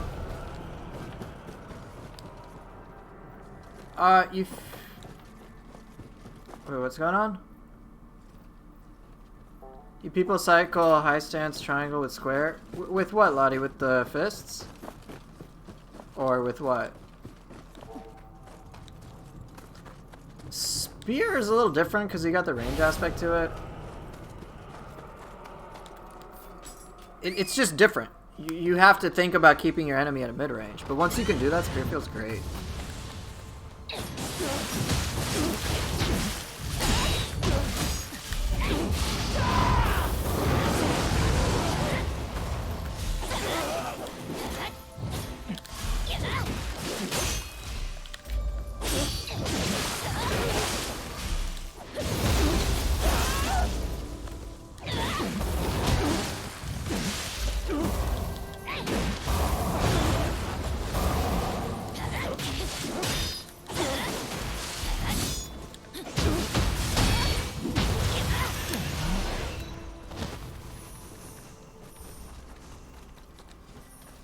Spear's just like, these weapons that have range to it are balanced in such a way so that they're not ridiculous. But yeah, long animations with the spear do trip people up. It's a trade-off. You have the safety of being at range, but you need to know how to leverage it. And from what I noticed, people don't know how to leverage it. It's myself included. It's like so obvious in hindsight. It's like, yeah, it's a spear. Use it at range. But it just makes all the difference when you're using certain abilities. It's like, oh wow, Water Wheel all of a sudden hits perfectly. Piercing Rain feels so much safer just at range. Like, use it at close range, not a good idea. In fact, Spear's whole toolkit is divided around getting you to that spear range. Like, let's take a look. Spear Shove. Push an enemy away. Backslash. Move back to the perfect spear range. Spear Bash, kind of a lot of the same thing. You got that range you got to take advantage of. You have a couple of really close range things. Tornado can help. Bracing Breeze for when enemies are too close to you. But even that ability pushes targets back. That's the whole point with the spear. Keep them at mid-range. Targets can't get to you. Water Wheel works really well there. Chidori, Windmill, everything. Just keep enemies away from you. Keep them at mid-range. Alright, that's very tricky. Fists, it's like, I don't have to think about that. I just stay close range and focus on the combos and the action. It's a far more streamlined way to look at it. Players from what I've noticed, players do not do well with ranged abilities in any way, shape, or form. They have a lot of trouble with it. I have to open the door from the other side? Do I know?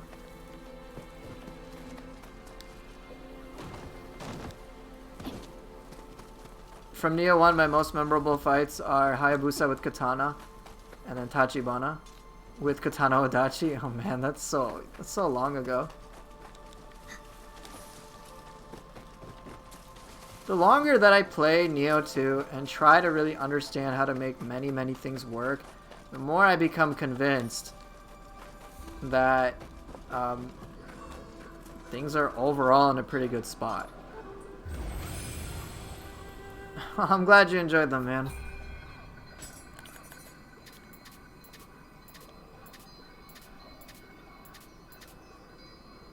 Shima Sakon, yeah, that guy's special. What happened to the Nioh 2 rap? It's in development.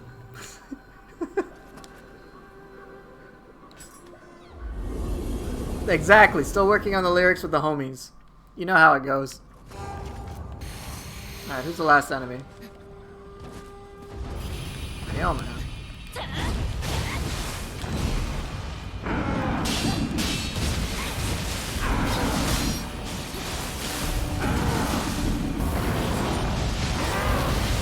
Oh shit, I went right into that. Fuck! Yeah, I don't get the Kodama. If I get the Kodama, the fights go down a little too quickly. So me not getting the Kodama, it's a nice sweet spot.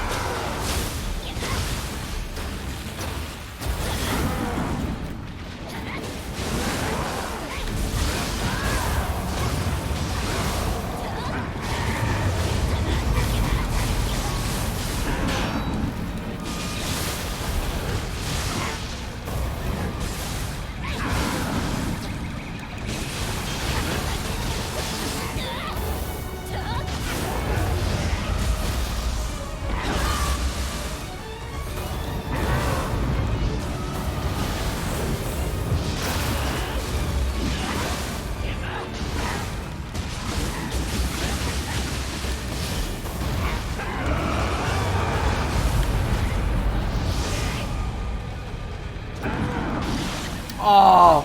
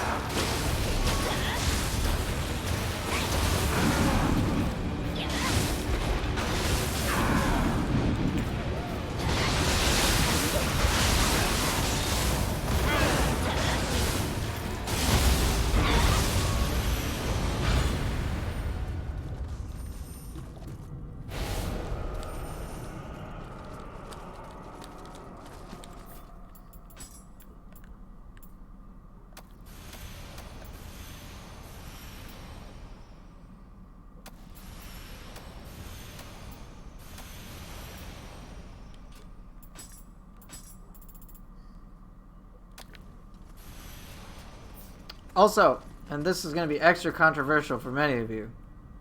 It's not for me at this point. I think Ippon is completely fine. I have zero issues with the Soul Core. I don't think it needs a nerf in the slightest. And then I try to point to numbers. It actually does the same key damage as many other Soul Cores. It's just, there are many times I'm just like, yeah, I wish I didn't use Ippon because there are so many better options. Ippon does the same key damage as Mizuki, Tateyabushi, Fuki as well. I think there are a couple others. But yeah, same key damage value.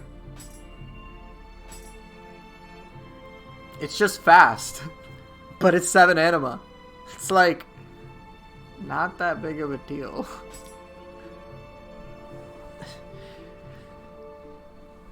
I try to see the perspective of those who think it's overpowered. It's like, yeah, but it's so fast, and I have so much anima, and I can endlessly stagger an opponent. I'm like, that's more of a credit to your anima than anything else.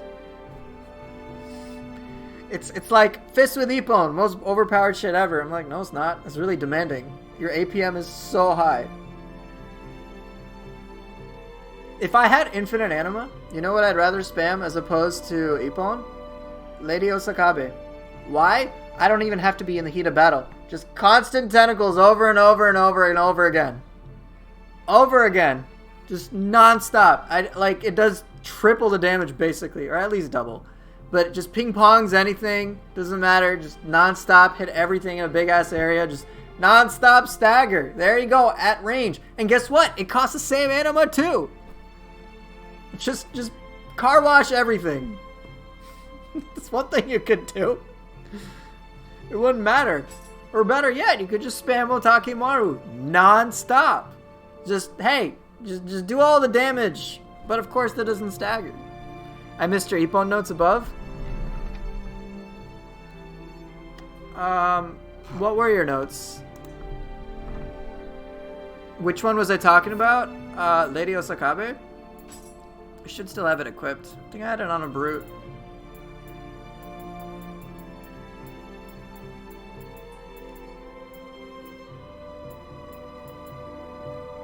This one. Just non-stop stagger opponents. Tentacle Storm. Mow down your surrounding enemies. That doesn't really help. It should just say ping pong them all.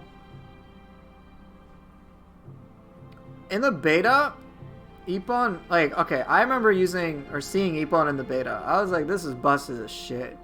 Why? I think it was 5 anima, and then you could actually generate, I think the way the anima bonus Scorched, whatever, worked, was that you could effectively just non-stop spam it without any real serious upkeep. It was just like, Ippon, okay, target's on fire, you're starting to gain anima, and then smash. And then same thing. You said with Ippon, if they nerf key damage, which people claim is OP, I will still use it if they keep the speed the same, as it comes out so quick. You're here to watch a good game, Nanelle? It's good to see you. Yeah, Ippon, but keep in mind, Ippon does the same key damage as many other Soul Cores, alright? People just notice its key damage because it's so fast. but you spend 7 anima. Ippon and Fuki do the exact same ki damage. Ippon and Mezuki, Ippon and Tatebushi all do the same ki damage. But guess what? Mezuki and Tatebushi's strengths is not in its ki damage. By the way, it's about doing it has great ki damage built into it, but those things are super damage dealers. Yes, Fuki and Ippon have the same ki damage. Here's a meme saying Tesso does more ki damage than Ippon. Okay. I think Ippon's value is clocked at 418. Tesso's is 420. I was like, no way, dude. And even when I watched my Tesso guides, I'm like, oh my god, I really undersold the amount of ki damage it does. So I had to pin someone else's comment. It's like, yeah, if you can keep them in the cloud, you'll do more ki damage. Would I use Tesso? No, I'm not talking about viability per se for me. I don't like using Tesso because for me it's just silly. But it does ki damage for 3 anima? Honestly, when I see people talk about Ippon the most, it's always like, it's so busted because you could have infinite anima and then you can spam it non-stop. I'm like, let's go to the infinite anima part. Alright? It's like, what did people use when, what was it called? Ominous Pact and Sanctity Talisman. It's like, yeah, they spammed Ippon. I'm like, yeah, it's fast. Why didn't you just do the same thing with Lady Osakabe? In co-op, I think if you see people do that, you'll just see them spam the car wash, Lady Osakabe non-stop. Like, yeah, that totally would do that too. You joking?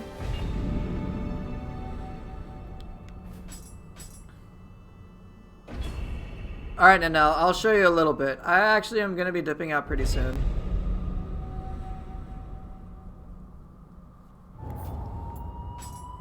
Alright, let's go staff. I didn't get to use staff yet. I'll do staff hatchets. Get some practice in.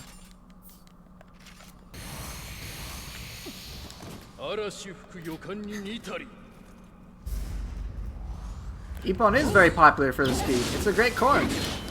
No, Ippon is great. I think it's a great core.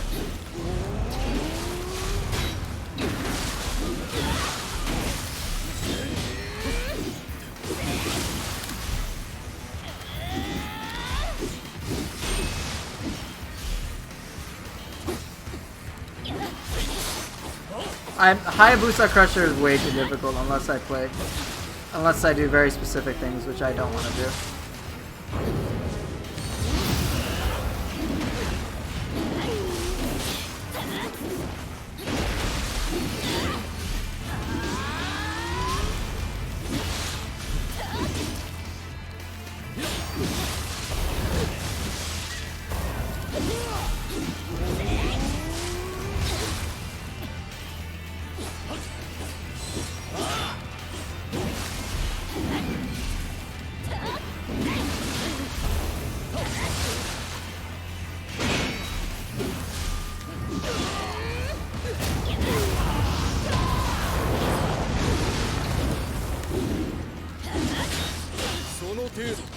Shit, I didn't have an anima. Oh, I was in the wrong form.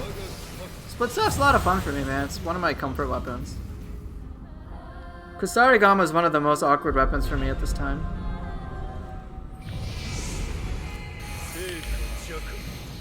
Staff's great. I love it.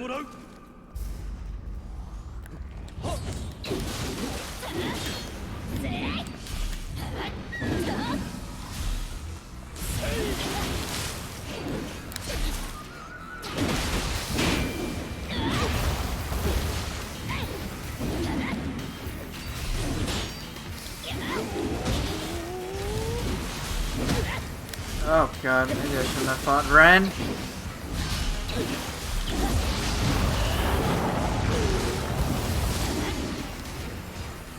Oh, come on, input failure.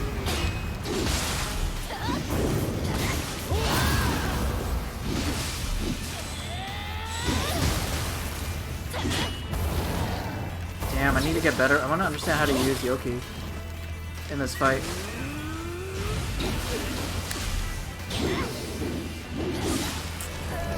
should have extended the range. I was thinking of doing that, but I thought he would be a little faster.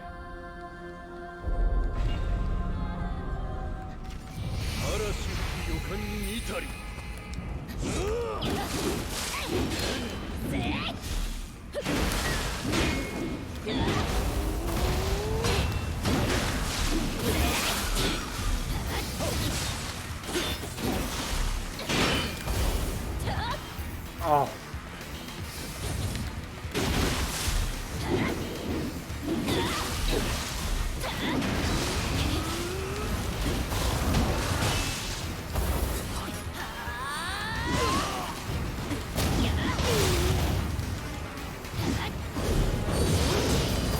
Oh dear.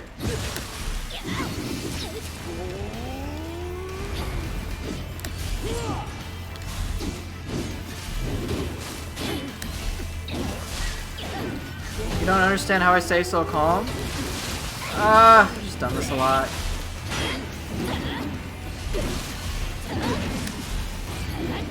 It's too slow there.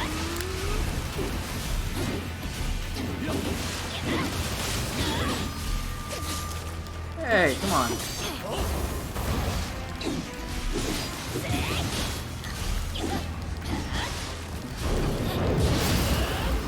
Whee!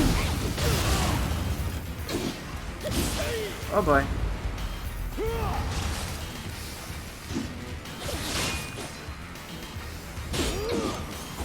Oh, damn it. You just do this a lot. I only stay calm because I've just done this so many times. I get exhausted just as much as everybody else. Eppona's God tier? Yeah, I don't think it's God tier either. I think it's great. I don't think it's like triple S tier.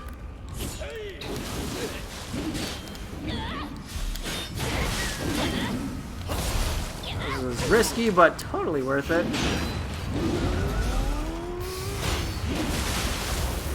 Said the one who spammed for a year? Yeah. You would think I would know.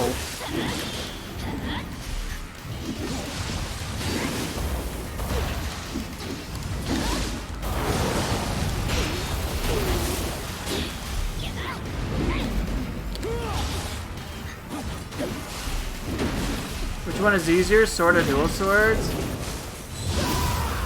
I would say for many players, dual swords would probably be easier. Simply because there's less to manage. Oh shit, no, no, no!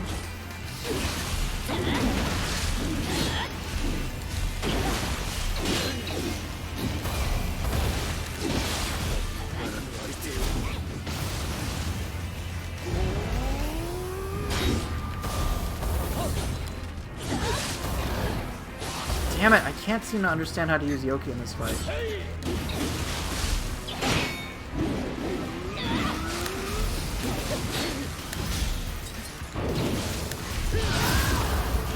Aggie, you hungry? Don't worry. We'll get fed.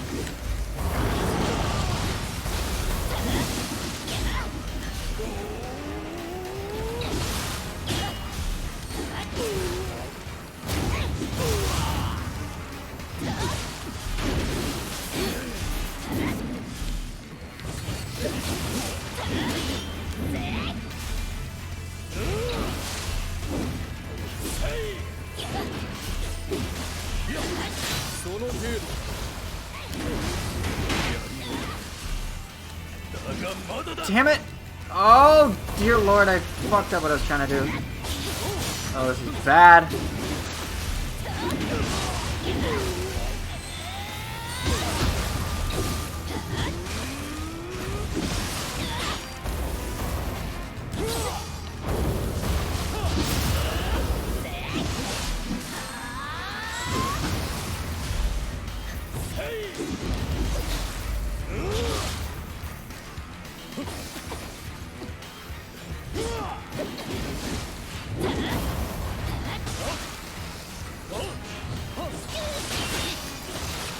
Shit! Oh, I'm alive! Just for now, just for now. Calm. Stay calm. Come on, I know you want to do it. I know you want to do a burst attack. Let's go.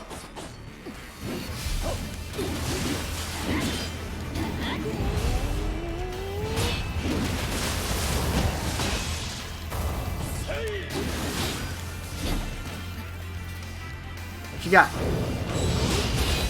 Ah, damn it. After switching to dual sword and then back to sword, you don't want to go back to sword? Then don't. If you're not enjoying it, go for it. You're stuck on a build now that you want to do. You need help with sword and Kusarigama. Making builds is... It's a lot for me to discuss. I'm not really sure what you would need, John Wick. Nice name.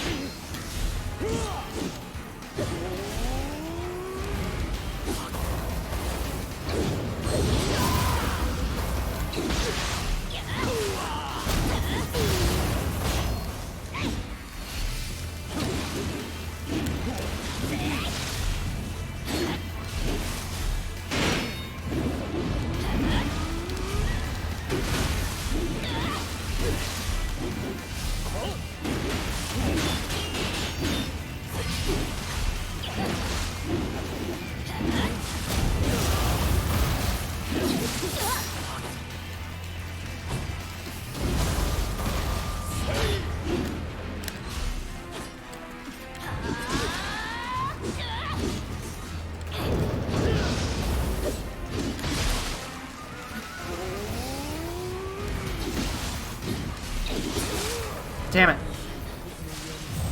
Alright, I'm gonna trade out hatchets. Staff is doing me okay, but hatchets is not at this time. We'll go boring.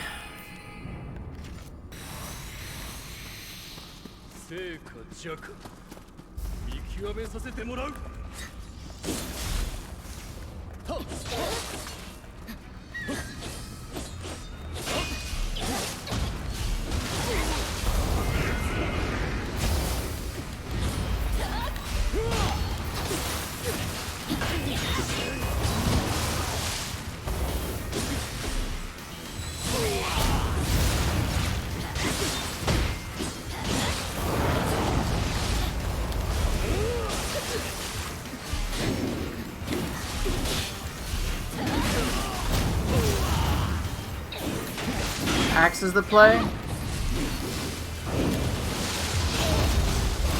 Oh, that's not good. No, I was trying to do the dodge thing, man.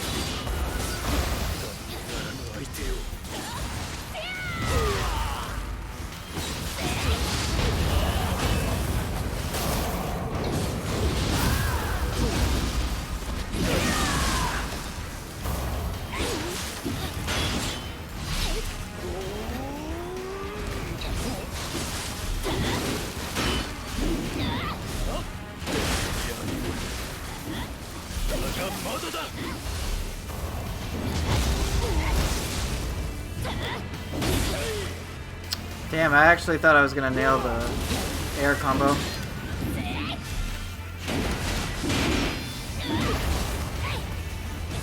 Oh, that would have been beautiful if it worked.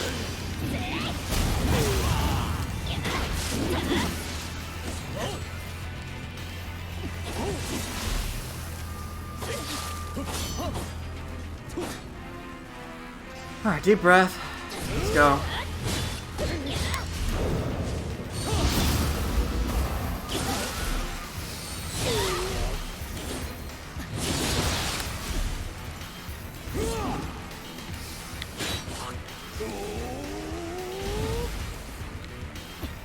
Come on, one time.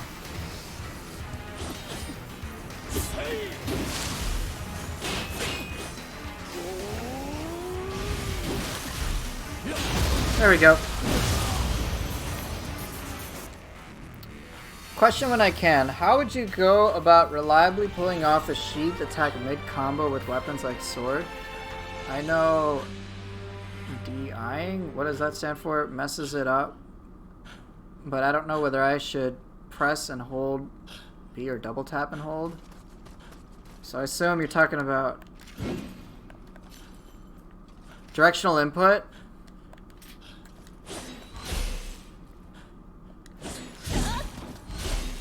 So, sheath attack mid combo?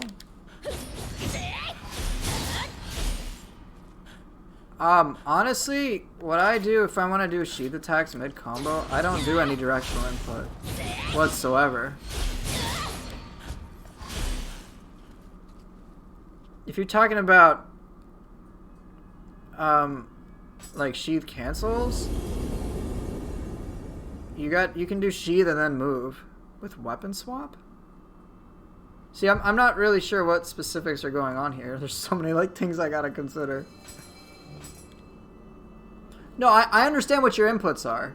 You're just using the Xbox versions of what I'm doing. So I understood that your B button is the same as my circle, your right bumper is the same as my R1. You have the traditional controls. I'm just trying to think of what exactly you're trying to accomplish. Like during a combo with sword, all you got to do is just sheath your weapon. There isn't anything special beyond that. Thanks, Mr. Diddley. I appreciate that. Let me try fighting Nioh Tengu with this. I'm always curious.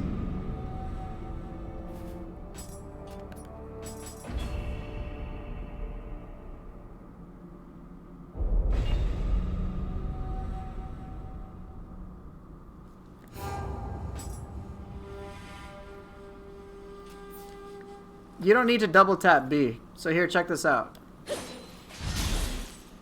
That was it. It was just art. It was just right bumper and then sheath. It's a simple input. So you can just go straight to sheathing.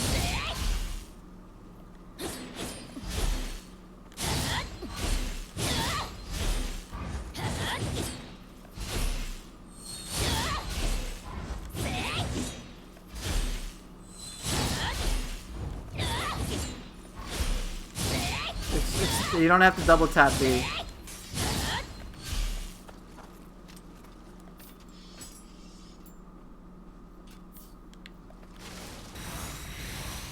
No, it's alright, no problem. Alright, this will be the last fight for the night.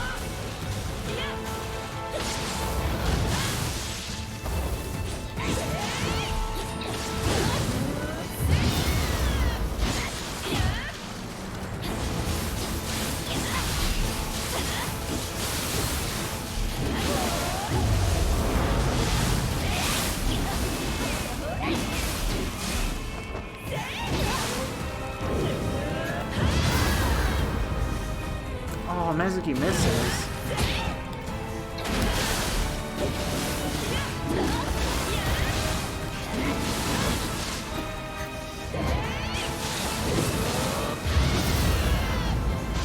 There we go.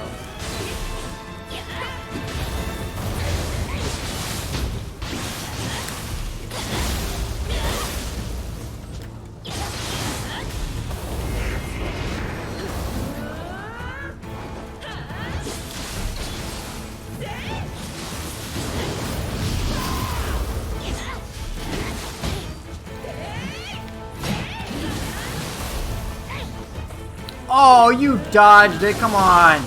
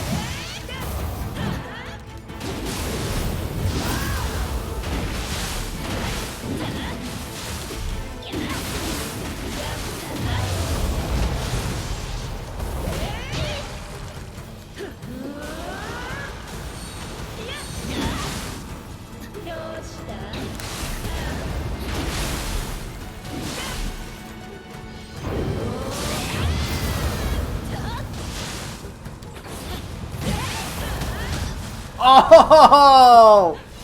The very end, too. Damn it. The best Phantom Spirit? There's no right or wrong answer. Unfortunately. I was so close!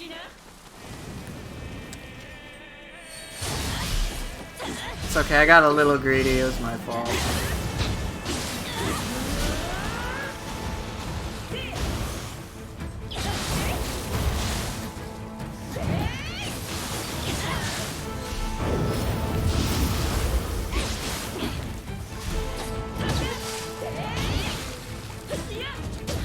No, stop!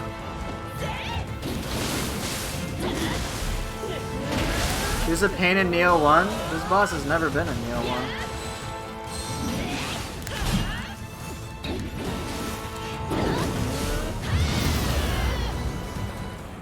Okay, I really need to understand when to use it.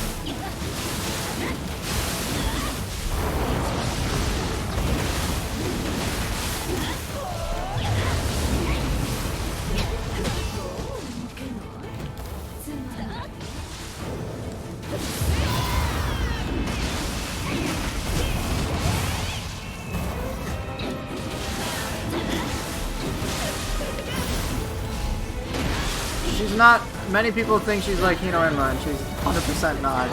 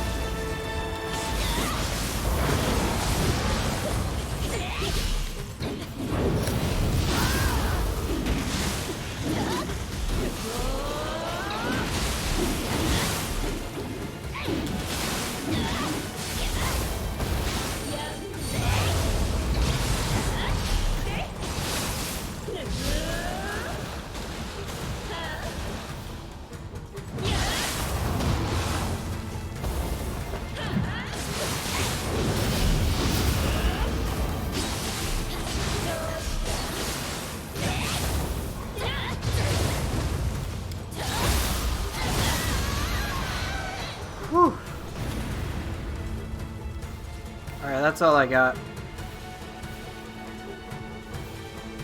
Phantom is perfect in this fight? Yeah, it's pretty handy.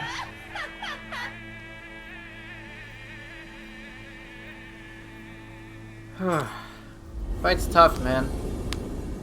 Thank you, appreciate that. Oh, I'm really tired now. Holy shit, I've been on for a while too. Oh, fight's very taxing.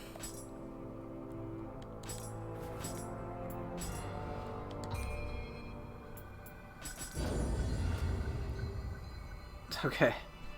I'm definitely beat. Very, very tired. Let's see, who did I fight today? I had Yoshitsune, who was pretty tough. Maeda wasn't too bad. Then Nightmare Bringer. And then who was boss 4? Takemaru? Yeah, I fought Takemaru and Nightmare Bringer. Weird. And then finally Ryomen. So, yeah, I didn't do too well against Yoshitsune for whatever reason. Nightmare Bringer I did fine. Maeda fine. Takemaru fine. Ryomen overall fine. It's okay. It's an alright spread. Could have been better, but I'm happy that I fought Yoshitsune. I haven't fought him in a very, very long time. And then finish it off with Ren and Nioh Tengu, who are works in progress as always. And, yeah, I mean, Nioh's still fun. As you can tell, I still enjoy it. And yeah, I mean, I'll be back on tomorrow. So, game's always great. It's good stuff.